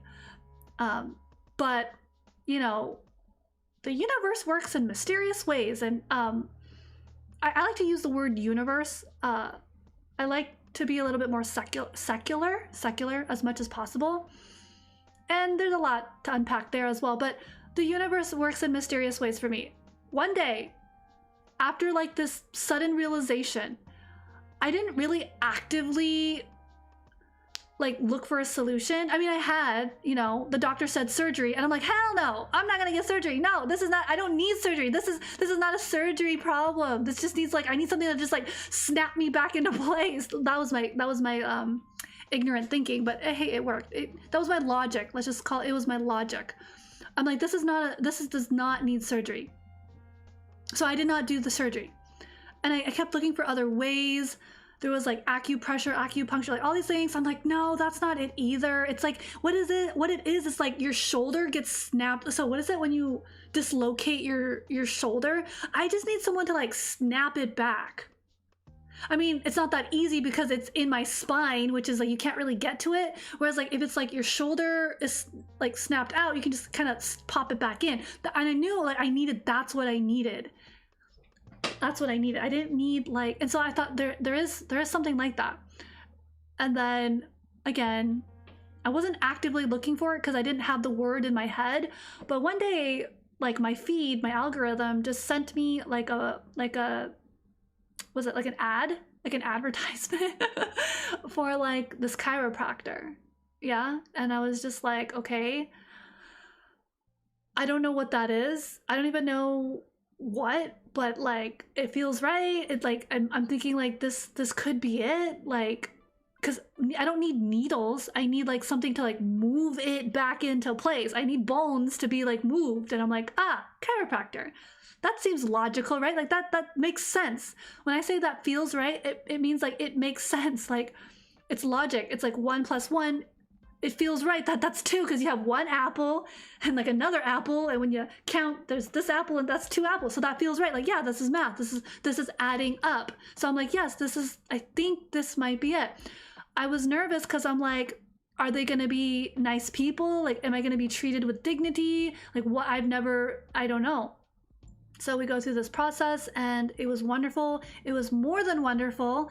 Highly empathetic, professional, knowledgeable. They were so technical, and it was great. It was really, really, really great. And not only that, these are just like really emotionally attuned people who are very like, they follow the logic, you know, and they like sports and stuff. And I don't really care about sports, but you know, they're like sports people, you know. And so I was like, cool. So going back to kind of going back to resolving the emotions, and I'm gonna use the previous example. So the person who was having that work situation, right? So I observed them going from person to person venting, and so that was their version of what I'm calling pity party. It's their emotions. They're in their emotions. They're still vibing with their emotions, right? So that didn't provide any release or relief, and me being in my emotions was also not helping.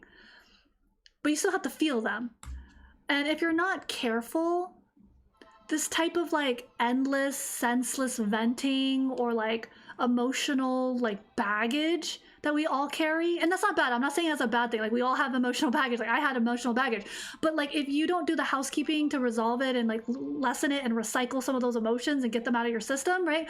It'll turn into like, it can create like gossipy, like toxic relations and interactions and frustration, right? Because you're not in a good state of mind, and any interaction you have moving forward is also not going to be that great because you're not your best.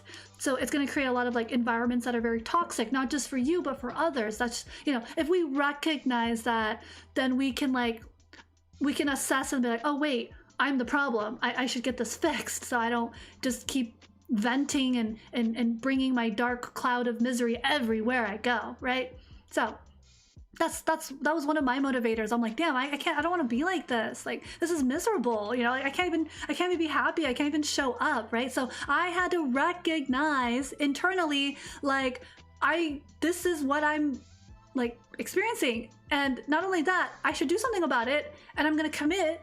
And even though I don't have a plan, I'll brainstorm. Maybe I can, for other people who were not in my situation, maybe you can ask to brainstorm with your friends. Maybe you can ask to brainstorm with a family member that you trust or whatever. But it has to be constructive, right? It needs to be constructive. Get opinions. Be almost like a scientist, right? About your own conflicts and your own suffering. Be a scientist, not a pity party person like me.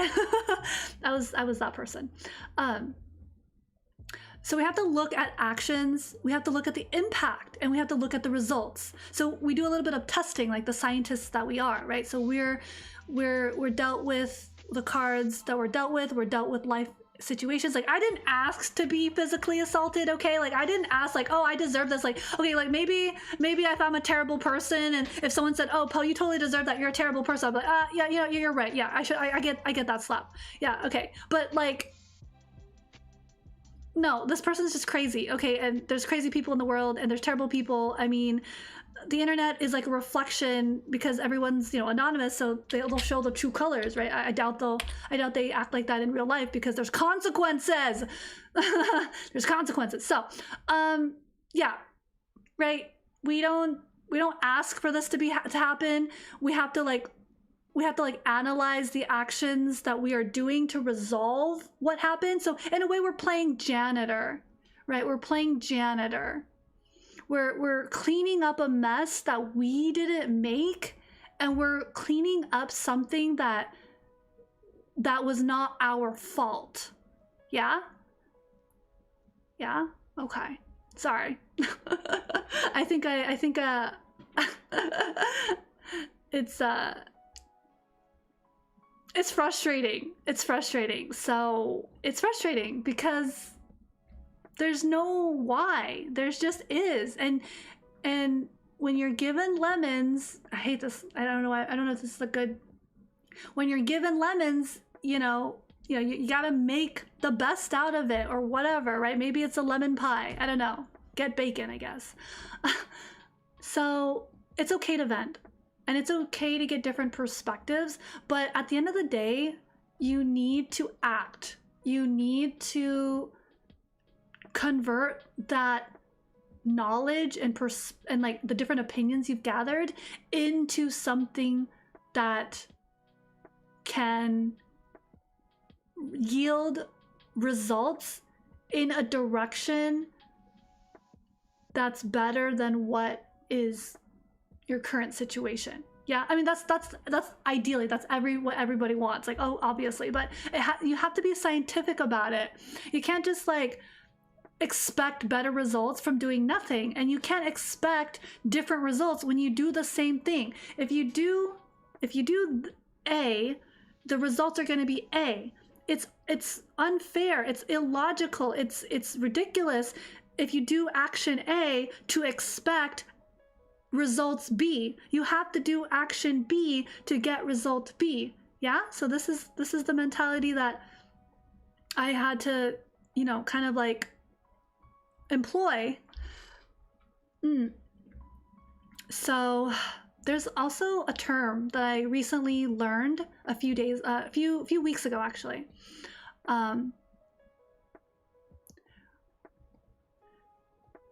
Basically, it's how do I want to say this? I'm thinking. It's not like you want to be in your situation. So I acknowledge that as well. Yeah. And it's not that you want to be a certain way. Like you don't want to be miserable, but you are. And so we have to work with the archetype that you're given. So going back to the example of the person who had the work situation, right? Their intention, it wasn't their intention to vent and like not get it resolved. So if you're a person who like vents, trauma dumps, and you don't know what you're doing with your life, and you're just like, help, right? We have to look at the actions, the impact, and the results. So we've tested it. You vented. Okay, that was the action. What was the impact? Maybe temporary relief/release. What were the results? None. Okay, try something else. We're gonna ask for an opinion from our therapist or doctor. They give you a suggestion and then you give it a try. Oh, it helps just a little bit. Okay, so we can keep doing that to the best of our ability. We ask our friends and family for some feedback. They give you suggestions. They give you their opinion. You process that and then you turn it into an actionable, right? And then you test it, you see the results. Did it make you feel better? Did it make you feel worse? Then we continue moving on from there. Continue doing the things that are helpful. Yeah?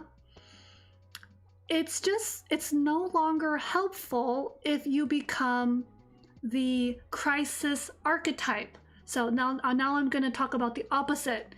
So I just talked about like, oh, this is the step-by-step playbook. This is what you do to get out of, to change your actions, try something different. Here, I'm going to talk about like what it is when you don't do that. when you don't do that, you become the crisis addict archetype. Archetype. You become addicted to like your emotions and the crisis and the despair, because it's a crisis. It is a crisis at this point because it's bothering you. It's distress. So basically, the crisis archetype or the crisis addict archetype is like every conversation, every vent, every conversation you have to try to like resolve your inner like feelings, it becomes a distress call, right? That's why everything's, because you're so in your emotions and you're not testing things. All you're doing is venting. And again, like I said it before, venting is okay, but like then you have to like look at it through a lens of like, okay, but is this moving me forward? And when it doesn't, and you only do that, you only vent, and everything is really important because it's distressful, then you become the crisis addict archetype. And then the crisis addict doesn't really want solutions at that point. You don't really want solutions. Like, you might feel a little bit better just by venting and making everything a crisis, because every call to a person, to a friend, is like a crisis. Like, help me, I'm so sad, oh my god, I'm going through it, I'm having a psychiatric emergency, you know, like, oh my god, I think I'm gonna just like, this is gonna be the end for me, oh my god, doom, doom, doom, right? Like that is the crisis addict. Like, you're addicted to your own crisis. That's the archetype. That's now, because you don't want to get out of that. You're stuck in this loop. So you might feel better when you like vent, but if the root of your distress, if the root of your crisis, if the root of your emotion is not resolved, and it's like either an external stimulus or stimuli or not, you'll never get to baseline, because the root of your distress isn't being resolved. It's just being amplified by your, you know, by calling attention to it without any sort of want or need or acknowledgement to act upon it in a way that will resolve it, right? So that's just kind of like a demonstration of what maybe that sounds like or looks like. Now, we've all been there, and I'm not trying to like stigmatize a person who's temporarily in a state of crisis addiction. Like you know, you're so, that's okay. Like, everything has a phase, everything has a season. If you need to like be like that in that state for a little while, that's okay. Because like I said before, I was also in my pity party state for a while. I was pitying myself. I was so like distraught, right? I had to go through that season. I had to go through that phase until, you know, recognition. And this is where we were talking earlier about pivoting, right? So like, if we don't pivot, we stay stuck. And then some people think, oh, well, you need to stay stuck because that means that what you're experiencing is real because, you know, you're experiencing it. No, you can change. You know, you don't have to be like that if you don't want to. So what's happening with the crisis addiction archetype is that they're attempting to regulate their emotions, their distress, and their feelings of crisis and anxiety and despair. And like, they're trying to regulate their nervous system through someone else. And that's just not sustainable, because that means you're going to constantly need to rely on someone outside of yourself to regulate your emotions. And, you know, this is where learning about emotional regulation, and there's so many resources out there, but you have to recognize it and you have to acknowledge and want to act on it in order to learn about emotional regulation. There's so many different ways to emotionally regulate. Like, I can't, something that works for one person might not work for another. What worked for me might not work for you. Can I still share it? I can still share it in case it helps you, but just keep in mind that because it worked for me doesn't mean it'll guarantee results for you, but at least you tried and you can keep going on your search, right? This is your journey, right? This is like the, what is it? The adventurer. You're the scholar looking for solutions. It's really important to resolve the negative emotion that's associated with your specific predicament, regardless of the results. So going back to that epiphany moment. So I was still in pain, right? My spine was still messed up, herniated disc, bent like a granny, could not walk straight, could not barely walk. There were months where I could not get out of bed. I was bedridden, actually. Pretty bad. Yeah, pretty bad. And so regardless of my state, right? Regardless of my current situation, I first had to resolve the mental, because the mental is so key.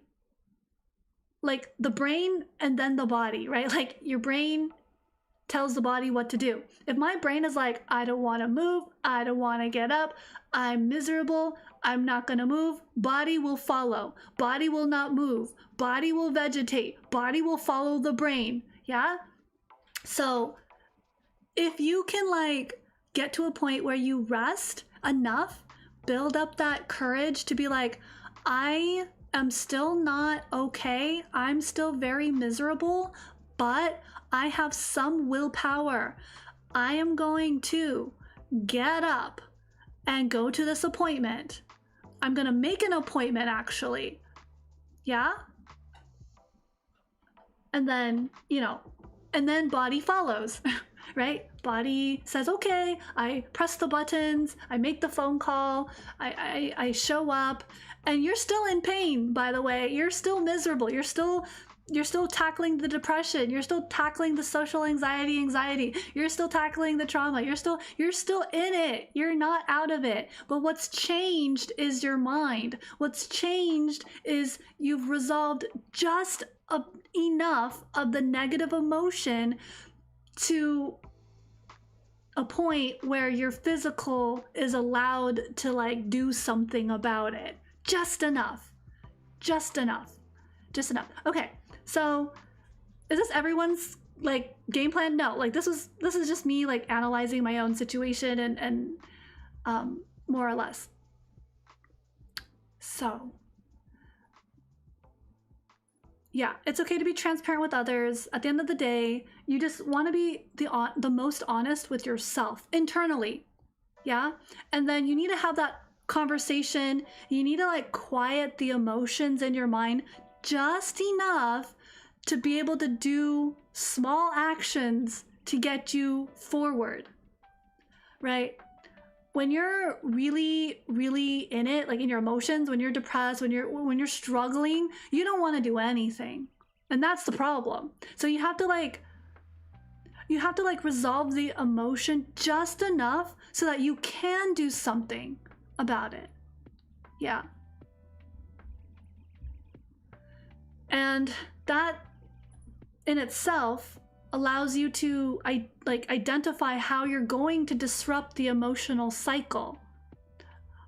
If you can just regulate your emotion just enough, like 1%, just a smidgen, right? Just a little bit, just enough for you to disrupt the emotional cycle and to identify like what you can do to like keep improving your condition in order to grow and get a little bit better, just like incrementally, like just a little bit at a time, so that you don't just stay the way you are forever indefinitely, then, you know, you're able to really do the work. So like, I think this is where a lot of people miss the target on what it means to do the work or put in the work to heal.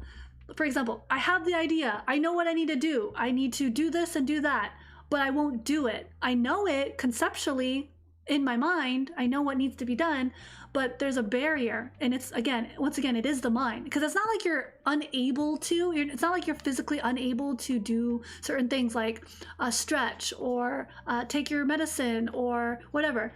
But what ends up happening is we feel numb, we dismiss things, we ignore, we feign ignorance, we play the victim to avoid our own emotions. And when we avoid our own emotions, we can't process our emotions to just get that little bit of like emotionally regulated, you know, action that needs to happen in our brain just enough so that we can do something proactive to help ourselves, right? I think what tends to happen, like what I mean by where people miss the target, is they're expecting someone else outside of themselves to do that work for them. That's what I mean. I'm not saying, oh, you're lazy, you're not going to do the work to heal. No, like when you're in your depression, when you're in your whatever condition and you don't want to like do anything about it, it can be something simple, like you have anger management, or you have like a very toxic way of viewing the world. I don't know. And you don't want to resolve it. but then you're like wondering why you're so miserable, because like all the relationships, no one really shows up for you, or they show up for you only when it benefits them, and you know your life isn't meaningful, and you're just wondering like, well, what's wrong? You know, I don't recognize that. I don't want to recognize it. I don't want to feel my emotions and process and acknowledge this. So that's kind of the thinking.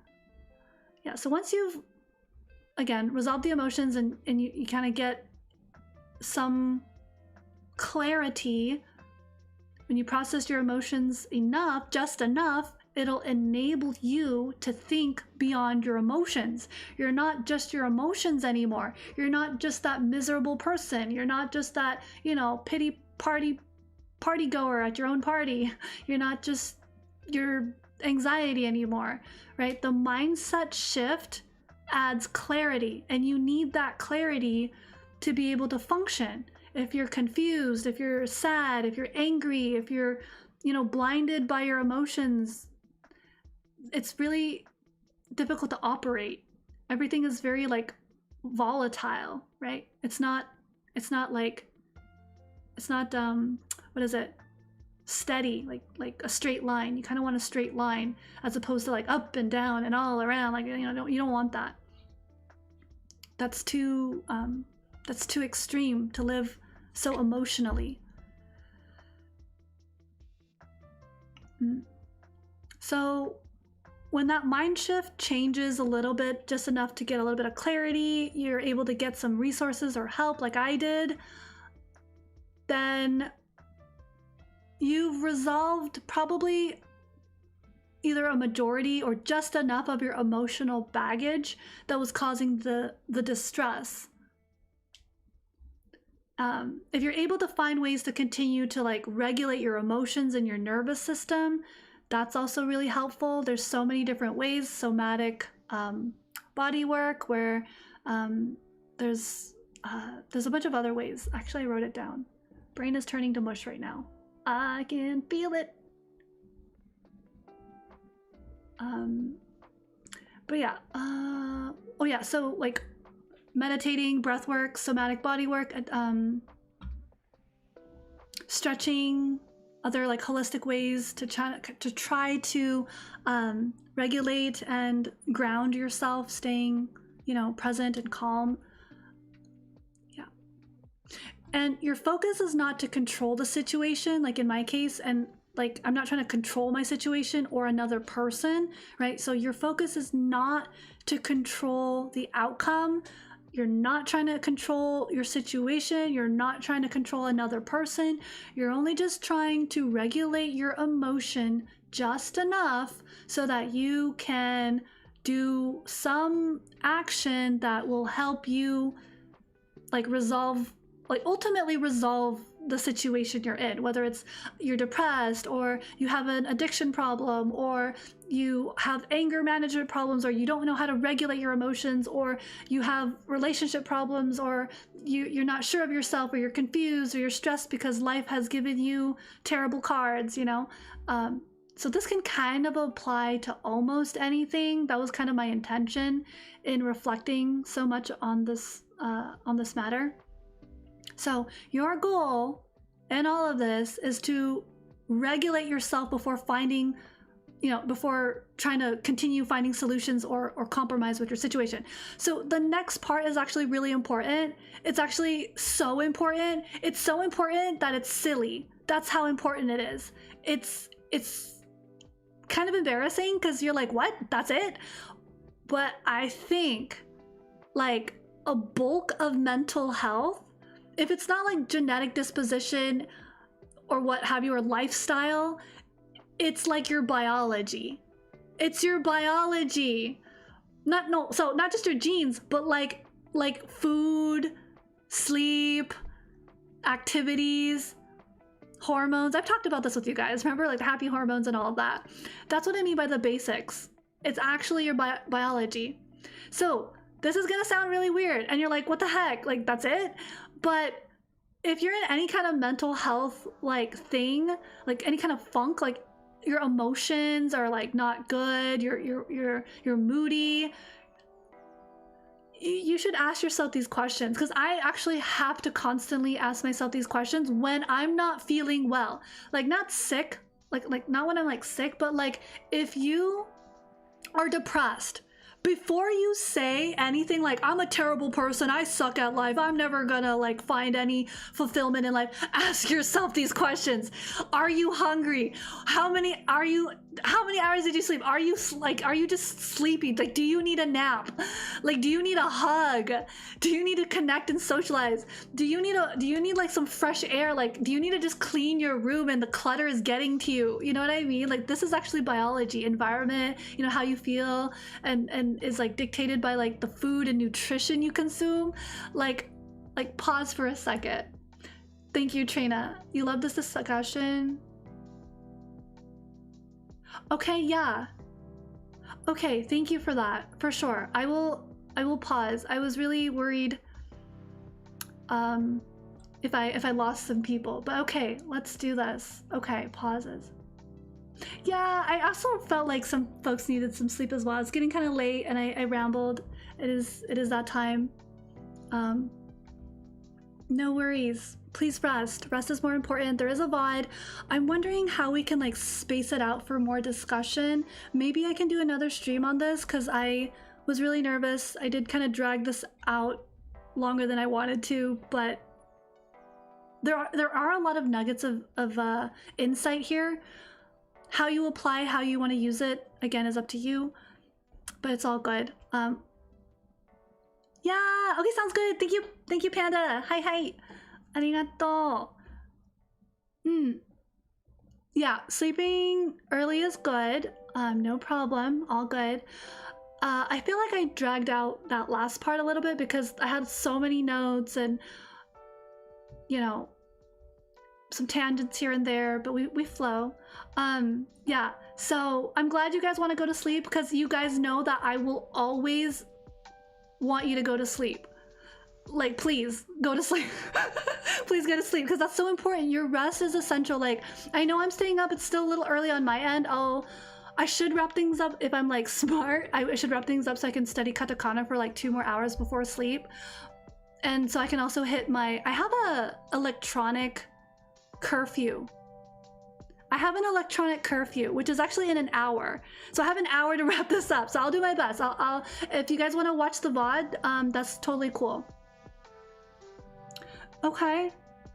Oh, you're so right. Oh my God. Okay. Okay, yay. I'm so glad that you're motivated. I'm so happy about that. Good for you. And you're so right, Trina. I don't know how to organize this. I feel like I'm just like this train wreck, like this giant like coming through. Like I have stuff to talk about and I just have like a whole cart, like an entire train full of like, you know, all of this, and it is a lot. It is so much. It is so much. And I appreciate that you recognize that, so thank you for that. And it's likely that I probably presented things a little too harshly or maybe a little too colloquially and maybe not as sensitive as I wanted to, but yeah, so I think this one's really straightforward. Maybe I'll break it down a little bit more. And this is my last slide. Yeah, this is my last slide. Actually, my notes are done. Like, my notes are done. I'm so done with my notes. Oh, I'm so done. I'm free. I'm almost there. We're at the final stretch mark, guys. We got the scholars. I believe. You guys have been so wonderfully kind and listening and absorbing all of this. I'm so worried that what I'm saying is like not graceful enough or like not elegant enough. I'm just kind of like butchering it, but at least I said as much as I could in the capacity that I am able to. Yeah, no, I've been sitting with this for like 3-4 days. It took me 3-4 days. No, maybe more. The actual like putting this together as like these little graphics and like, you know, and like journaling, like, you know, that I think I could realistically say this entire like discussion took me like a week, and there was just so much, and I'm like, oh my God. But yeah, for sure. It's a lot. It is a lot. So much information. And you know what's crazy? I didn't even get to show my clips. I didn't even get to show my clips, but my clips. Okay, there's 1, 2, and technically 3. Application. It's less about sensitivity, more about density. To really absorb everything, we can take both a slower pace and have it more back and forth. It's usually personal hangups that prevent application. Oh yes, you're so right. You're absolutely right. 1000%. The personal hangups. And I think I was anticipating that part specifically, the personal hangups in a person's life that would prevent them from actually doing the thing. Because I'm in that situation in other things, right? So I'm like, I'm still in that, and I've experienced that. So it's a very slow process for me to overcome the personal hangups as well. But I think what I'm presenting is just what I have accomplished and what I was able to get through, and trying to like pick my own brain of like, how did I do that? Like, why didn't I just stay stuck for the rest of my life and be miserable? And then it also makes me think like, well, why didn't I just do the surgery, right? So life choices, personality, like, because no one told me anything. Like, no one told me to like do anything at all. Like, I didn't have a lot of help. Well, no, that's not true.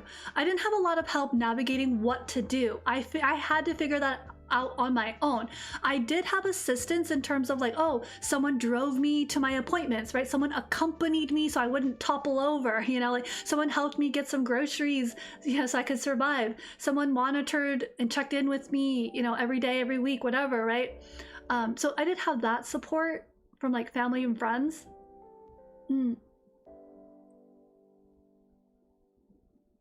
Absolutely. Yes. Very, very true. Yeah. I was really worried about that. And what you're talking about is like, you guys do have that freedom and to process. It's the processing that is and I mentioned this in another stream. As much as I want to shelter everyone, like, oh, protect everyone from the terrors of life and everything, I know that that's just not possible, obviously, right? But another thing is with that thinking is that, as I have acknowledged, there are individuals that might just have to go through life. Like, you might just have to get punched in the face like me. Well, in this case, it was more like snapped in the back snapped, in order to like go through it, right? Because that's the experience of life that only you can like know through that experience. Yeah, I do wonder if it's because of how I'm presenting it. It might, I don't know. It's a lot. It could also be how I'm presenting it, like how I'm talking about it. It's supposed to be very conversational yet presentational. Yeah.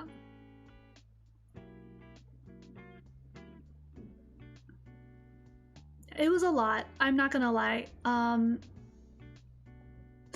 No, you're absolutely, and yep, this was, I remember it was these 2 slides. It was this one and this one. I was so worried about like, how am I gonna convey like what I understand? That just might be a skill issue on me. Let's be completely honest. Okay, yeah, no worries, no worries. Yeah. Yeah, this one was, there's also a lot of psychology, and I think I have a bit of a benefit because I have references from a lot of like content, articles. I've read a lot of different random articles on this topic, and so what you're getting is just me regurgitating it. Whereas I feel like it might even be better if I sent you guys all the different articles for you guys to slowly process and get to. And also, something I also recognize is rewatching this VOD is going to be a pain in the bootay, because unless you put me at like 2-point speed, I've noticed that if you put me at 2-point speed, it's a little bit better. But you would literally have to sit down, take notes about all the little points that I said. I also have my notes in front of me, so it's a little bit easier. And I have my lived experience. So that's like, you know, in my own head, but not, I don't know how to like share that with you guys. So Socrates. Okay. For sure. Huh. You'd probably have to send me like something specific. And you don't have to do it right now. Trina, if you feel up for it, anytime. Like you don't have to like worry about it. In the comments section of this like live stream, if you want to send me some Socrates content, let me know. And then, you know, take your time. If you forget about it or you're like, oh, that's too much work, I don't want to do it after all, that's fine. I'll look for it. I'll process it. This was also something I was worried about for the Japanese streams. I was like, how am I going to teach this? Because I don't want to, I think I need material, like a presentation of the content in order to review Japanese in late May. Same with the other presentations that I have lined up. Like, how am I going to cram all this information here? Is there any other community space beyond YouTube? Yes, Lettuce. We do have the Garden, which is my code name for the fan cord, which I guess is also code name for the Discord. But right now, the Discord is like low-key not open to the public, and I feel like there's a lot of work that needs to be done on the Discord that is just not happening for various reasons. Like it would have been, I just realized this today. I was like, oh, the bot is not working. It's supposed to like say happy birthday to like some of the people who have like inputted like, hey, I would like to receive a happy birthday on this day, and it's not doing that. Little other things like, oh, how things are organized and stuff. And it's really quiet. It's like a really it's like a quiet little server thing. It's not poppin', and there's hardly any spam. There is like a learning center where it's just me posting resources and links on specific topics and subjects that are related to mental health. Again, like if people read it or don't read it, it's really just a bank. It's an archive. Ha, it's a library. It's a bookstore. So I have been a little anxious, wondering if like this space is like useful or not, but it is a nice way to connect.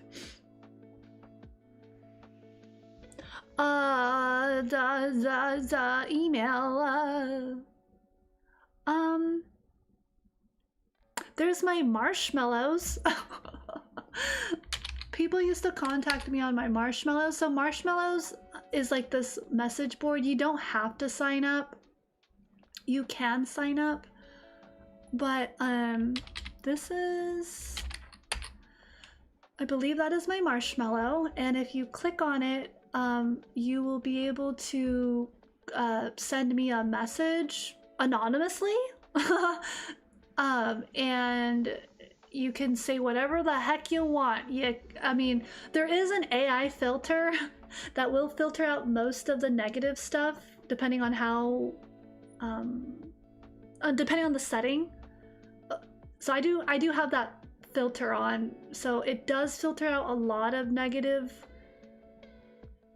like messages. I just don't receive them at all. But in the past I have received some pretty unsavory comments, but if you wanted to send it there, you can. If you wanted to send it in the comments, you may as well.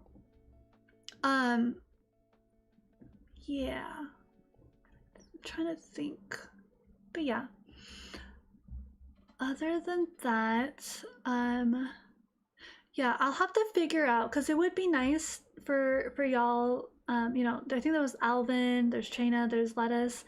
If you guys wanted to, if you are enjoying some of the discussions and topics, and maybe live on stream is just too, what's the word, like too on the spot to talk about all of these, and I totally get it. That's how I feel as well, which is why you know, the Discord space is helpful, so you can kind of like break things down. It's more asynchronistic. You can have time to process and reply, and things like that. Yeah, no, it's not you. I was just, I was just recalling, I was like, oh yeah, people can do that as well. Yeah, no, go ahead. For sure, for sure. Either one. You can send it in the marshmallow if you feel like you want a little bit more like privacy, more like one-on-one, like, oh, I just want Poe to check this out. But again, if you post it on the comment section, that's also okay. Anyone who tunes in and checks it will just see it. We'll see that resource. Can you send that in Discord if it isn't somewhere? What's that? That's okay. Andy, can you tell me what you want to be sent in the Discord? The marshmallow? Like the link to the marshmallow? Or sorry. And it's okay.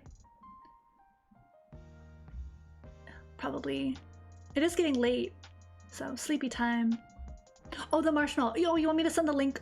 I got you. Yeah, let me... Can you send the link in the Discord? Oh, really? Oh, weird. Well, that's crazy. Oh, okay. Oh, that's so weird. Let me... Give me 1 second. Yeah, that's so weird. Oh, it's on... Yeah, it's on Twitch. This will be a lot to process on the VOD. Ah, feels bad. Man, I probably should have... Give me a second. Let me think. What was I trying to do? Oh, maybe I can do this. Maybe it's like... Does this work? Hello. We have Cool, Murray, Meyer, Goji, PC. Oh, there it is. Yeah. Okay, there it is. So what I did is I I went into the YouTube stream. Hi. So I am wondering if the program that I'm using to integrate both of my chats might be contributing to some of this. I'm not sure. Yeah, so that's the marshmallow. Feel free to use it anytime. I don't check it regularly, but if someone tells me, hey, go look at your marshmallow, I'll be like, okay. Yeah.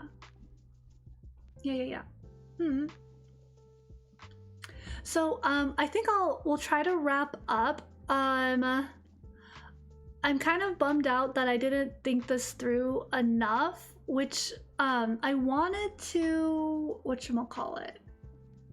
I wanted to do this thing where as I was talking, I was gonna like include videos as appropriate, but I just didn't know when and where, so I'm just gonna do it at the end. So oops. Feels bad. Okay, so this one is Dr. K. Pause. I'm gonna pause the music really quick. These are really short clips. They're I was trying to pause the music. This one's also really good. There's just 3. There's this one. This one's the most recent. So like, it's really informative how he talks about how Aline Gu, she how he responds to her like thinking. And then there's this one, which is your gut is your second brain. That was in response to the biology, the you know, how do you do this, Poe, and like going back to the basics. I was actually thinking that during stream I was planning to actually talk more about food and diet and like how that helps you, and like how there's certain foods that, you know, cause inflammation and all of that, and how food is so much different, how it's so much different now than it was in the past, with ingredients and different chemicals and products being used to like either enhance the flavor or whatever. So if you'll just entertain me, this will probably be the last bit. Yeah. So yep, it's a thing. So I cannot like stress or emphasize. I have this thinking, like I have this like hypothesis in my brain. I think it's validated by research, but I can't think of any particular research article that I've read right off the top of my head to say like, oh yeah, this is the fact. But I think food affects like your mood and even affects mental health. And actually, in this in this clip, Dr. K actually talks about it. He talks about the Orvaic diet, and then he kind of validated that for me. But I feel like I remember reading something about it, but I'm just not sure. So I don't want to, but I just do remember this one, so I'm gonna send that to you guys. All right, so when you guys are ready, I do want to just play these 3 really quick clips, and then we'll wrap up. I've heard. Thank you for your feedback. I've heard that this was a lot to process, and absolutely, I had to somehow cram like almost 2 or 3 years of my synthesis and experience into a few hours. So that is my apologies, and my understanding of that was a lot. Yeah, for sure. Yeah, don't worry about it. It's always there. It's always going to be there. You don't have to, you don't have to worry about it. Okay, so I'm going to go ahead and play this. Hopefully I should play just fine. Let me know if the audio is not good. Are we ready? Let me know if y'all are ready, or if you need a minute, or if you're like, I gotta, but this will be the last bit. This will be the last bit. I'm hoping we can finish up and like wrap up in like maybe like 10-15 minutes after all these little videos, these little clips. So this one's talking about like how to process emotions, and I think he probably says it a lot better than I did in today's presentation. I feel like I looped a lot, and I went on like these weird little personal tangents, and so that, again, that's just a skill issue on my end. I'm sorry. Here we go. Okay, we're gonna watch this together. People have difficulty with feeling your feelings because they will ask the question like, what's the point? What do I do with feeling my feelings? Feeling my feelings just feels bad. When I feel my emotions, it's not like it goes away. It's not like I vent it and it's done. It creates more emotions. I start to spiral. There is a right way to feel your feelings that results in what we call emotional regulation that will keep you from spiraling. The first thing to keep yourself from spiraling is to feel flexibly. If you are feeling something negative, to cultivate a positive emotion. If I feel sad after a breakup, even though the breakup is bad and I'm sad now, and this creates problems for my future, I have to move out, I have to find my own place, will I ever be loved again? But if I really look at my relationship, I've been in this relationship for 3 years, there were good points, right? I got to go to a Coldplay concert, we traveled to Indonesia, we played tennis mixed doubles for a couple of years, and like that was a lot of fun. There's a lot of good with the bad. So people who are good at emotional regulation are people who are able to cultivate positive emotions with negative emotions. A lot of people have difficulty with feeling your feelings because they will ask the question like, what's the point? What do I do with feeling my feelings? Okay, yeah, so that was a snapshot, and it kind of echoes what I not briefly, I talked about this kind of extensively earlier today, which was the flexibility part, and then the mind shifting to like focusing on positive things. And I don't know, there's so much there. I don't even remember what I said. Oh my god, I have to review my VOD as well. Please, if anyone like rewatches this VOD, please put me on 2 times speed if you can. Like, please, I don't want to torture you with how slow I sound. I have watched some of my old VODs, and I'm just like head desking. Like my dad hits the, like I'm just like, oh my god, why am I like this? So yeah, please watch me at 2 times the speed. If you must, take notes. Journal. If you have a journal where you write your own thoughts, please. That is like a mini quest. It's a big ask. It's a work. Yeah. Thank you. I appreciate it. Yeah. Okay. So this next one, it goes with hold on. It goes with this little slide about asking yourself the basics, right? Like biology. Are you getting enough rest? Are you eating? What are you eating? What did you eat? Not to be like intrusive, like, oh, what did you eat? But like, what did you eat? Like in terms of, is it whole foods? Like, is it clean food? Is it processed foods? Right. And then again, there's a whole layer there, right? Like some people don't have access to like really good food, and so they just have to eat like whatever is available. And you know, that is the nature of certain things. And so quality food, how that affects our body, the nutrients we put in our body affects everything. So very quickly, I'm gonna try to I'm gonna skip. I skipped the first part of what Dr. K says because it's his opinion, and I think it might upset people. I don't know. I think it's kind of interesting. Like I maybe like 80% agree with that first statement, but I don't want people to think, oh, he sounds so conceited.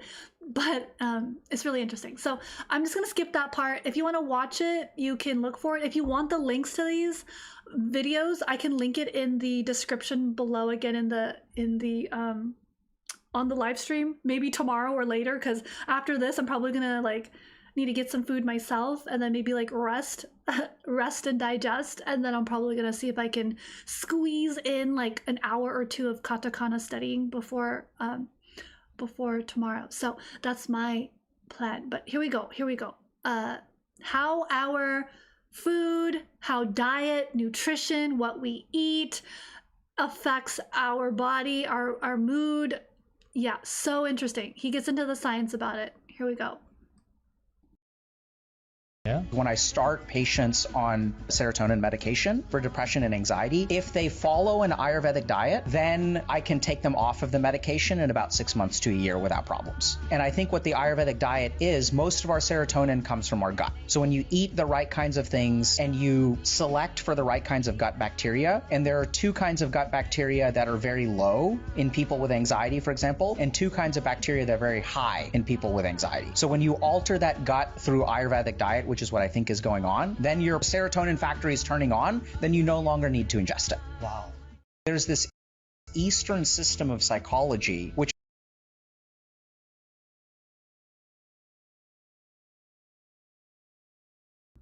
Okay, yeah. So he's talking about this Eastern system of psychology, and I stopped him before he gives his opinion. So yeah, wow. Serotonin in the gut.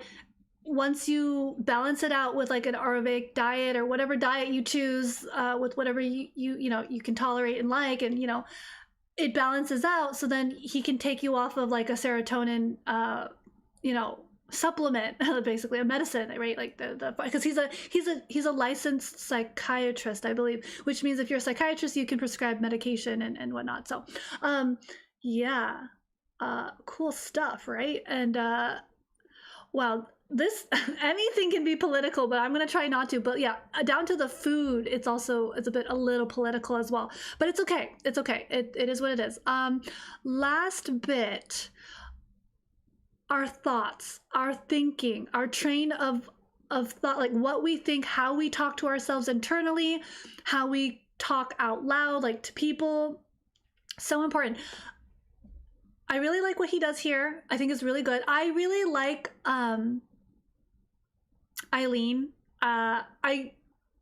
At first there was some controversy around her, but then I'm like, nah, I like her vibe. Let her cook. Like, unless she does something like just terrible and like awful, like for now I'm like, I think she's pretty cool. I think what she does and her message and herself as an athlete is amazing, and I can respect that. That's all I'm gonna say. Like, okay, so again, like unless there's like some terrible not conspiracy, but like what is it, scandal, in which case I'll be like, oh boy.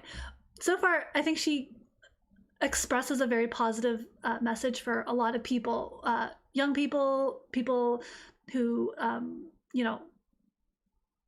might benefit from her perspective, let's just say. Okay, all right, so here we go.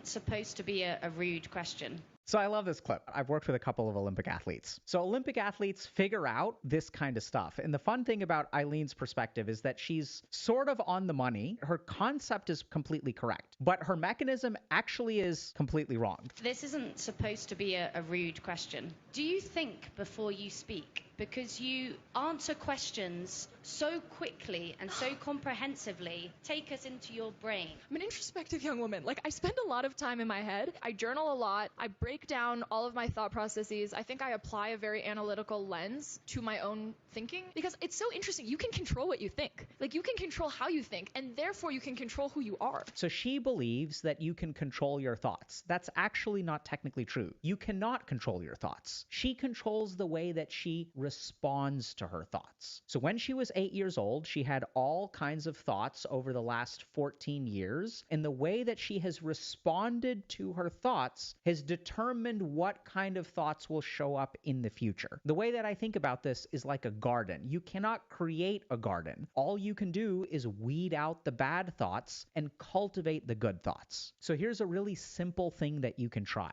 The next time you are going to bed at night, your mind will generate thoughts of all of the stuff that I have to do tomorrow. You can choose to respond to that thought by saving it for tomorrow, where your mind says, oh, we can do this later. Notice how you are cultivating procrastination. Or what you can do is get out of bed right now and do that thing. But if you're super clever, when I made the suggestion that you get out of bed and do it right now, your mind will generate another thought, which is, oh, the thing that I was thinking about literally cannot be done at night. And how convenient that your mind tells you to do things at night which cannot be done. Instead of thinking about all the stuff that you could be doing right now, it selects the things that are impossible to do. How convenient for your mind's desire for laziness. So I love this clip. I've worked with a couple of Olympic athletes. So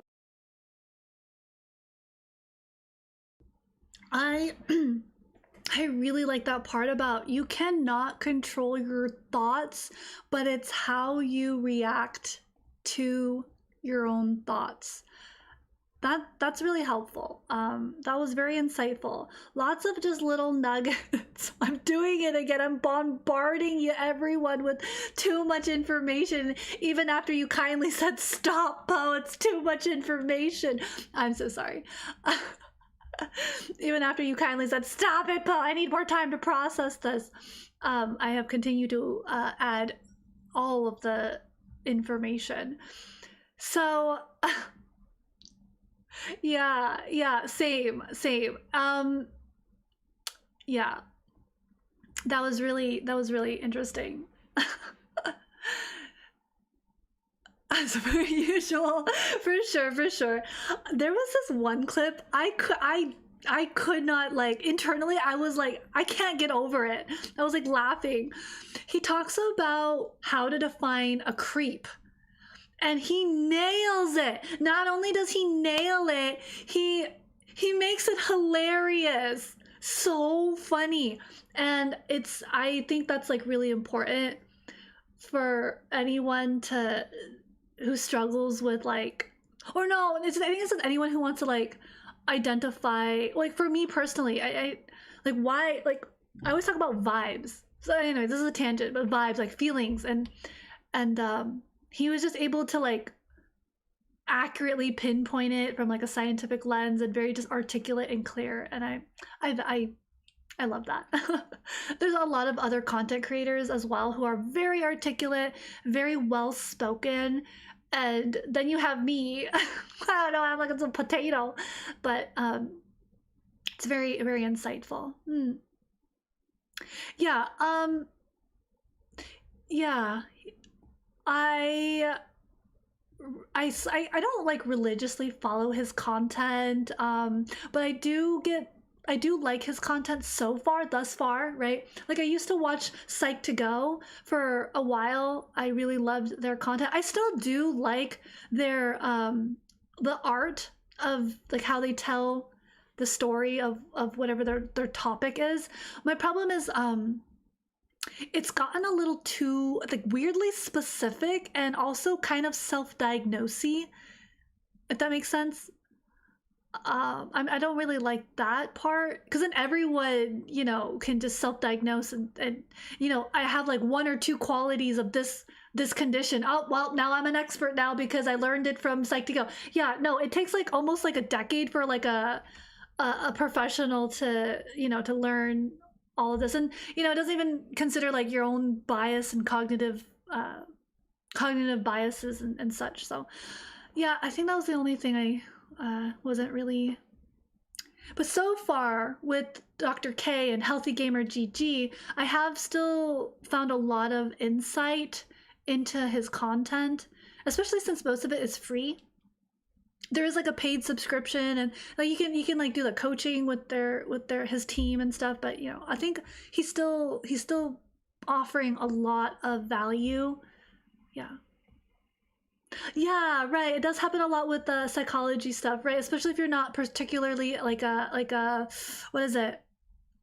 An expert. Because the thing with Psych2Go is I'm not sure if the information is coming from a, I don't know, licensed clinical social worker, a psychiatrist, a psychologist. Like, is it just like, oh, I read an article, or like, are they presenting a peer-reviewed article that's like been reinterpreted? Yeah.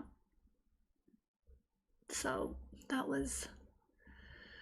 And there's a few other like content creators that I do follow, who have a platform, and they're just sharing their wisdom, their opinions, their little bit, and it's just nice to get that perspective, and again, just to continue following up and maybe even learning about it more. What's the word? More officially, right? As opposed to like trying to learn just from what other people are saying online, right? But yeah. Anyways, I do want to honor everyone's time and energy, and yeah, it was a lot. I would be really happy if anyone does decide to like rewatch the VOD in 2 times, to actually like let me know, like in the actual live comment section. Like the live has like a comment section after it ends, like it's almost like a video, right? The VOD, there's a comment section. Just be like, I am watching it in 2 times speed right now. That would make my day. And then yeah, feel free to like post your notes or like what you got out of it. If that means you comment twice or more than 2 times, I'm totally fine with that. Like, I'm not judging. But yeah, so it is late for some of us. Actually, depending on where you are in the world, it could be a different time zone. So I totally want to respect and honor that. Thank you very much for listening. It must have been really hard to listen to me as I went on my little loop. I feel like I had a lot of tangents, and that is kind of like my natural thing. That's kind of what I'm known for, oddly enough. It's just, there's Poe and there are tangents, and well, there. On the occasion, I learn from the community. On the other occasions, I am able to provide some value, some dialogue, discourse, whatever you want to call it, some conversation about various topics. Usually, depending on the chat, I do slow down based on like what comments are being said. But I do understand that there were a lot of heavy examples, and I did make it a very general. So I might need to actually make a video about this where it breaks it down, as opposed to like trying to live stream it. But yeah. Yeah. Yeah, it definitely is though. Oh my gosh. It's a preference for sure. I don't know if I can learn this skill, but I will make attempts to be more concise. It's really hard, and this is the problem I have with like going live, is like, oh my god, all the derps, all the, what is it? The bloopers. No, not the bloopers. The scuff. That's what it is. It's the scuff. Yay! Yeah, I'm really glad to see you guys, enjoying the content and interacting and integrating. And usually have like the regular scholars, and usually people who tune in and support the content, engage with the content constructively or positively, or however. They're scholars, right? We're scholars. We're trying to learn. Yeah, lots of really, really good things to go over. It is gonna be a lot rewatching this pod, but yeah, so it was good. Good stream, good stream. Very cozy, I suppose. Lots of topics. Well, yeah, I guess that's it for now. Please take care, be well, and I will most likely be back next Wednesday, March 11th. I am planning to exercise and hopefully continue with the beginner workout and hopefully close out and finish up the redeems in the next 4 exercise streams. I'm gonna try to push for that, and yeah, we'll go from there. Just to recap some of the announcements I made midstream.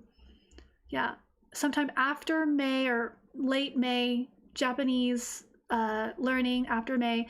Most of the month of May will be Asian American themed like topics. So I'm gonna see if I can do like little presentation on every country, or like I have like 13 countries I wanna go over from Asia. The continent of Asia. Yes, there we go.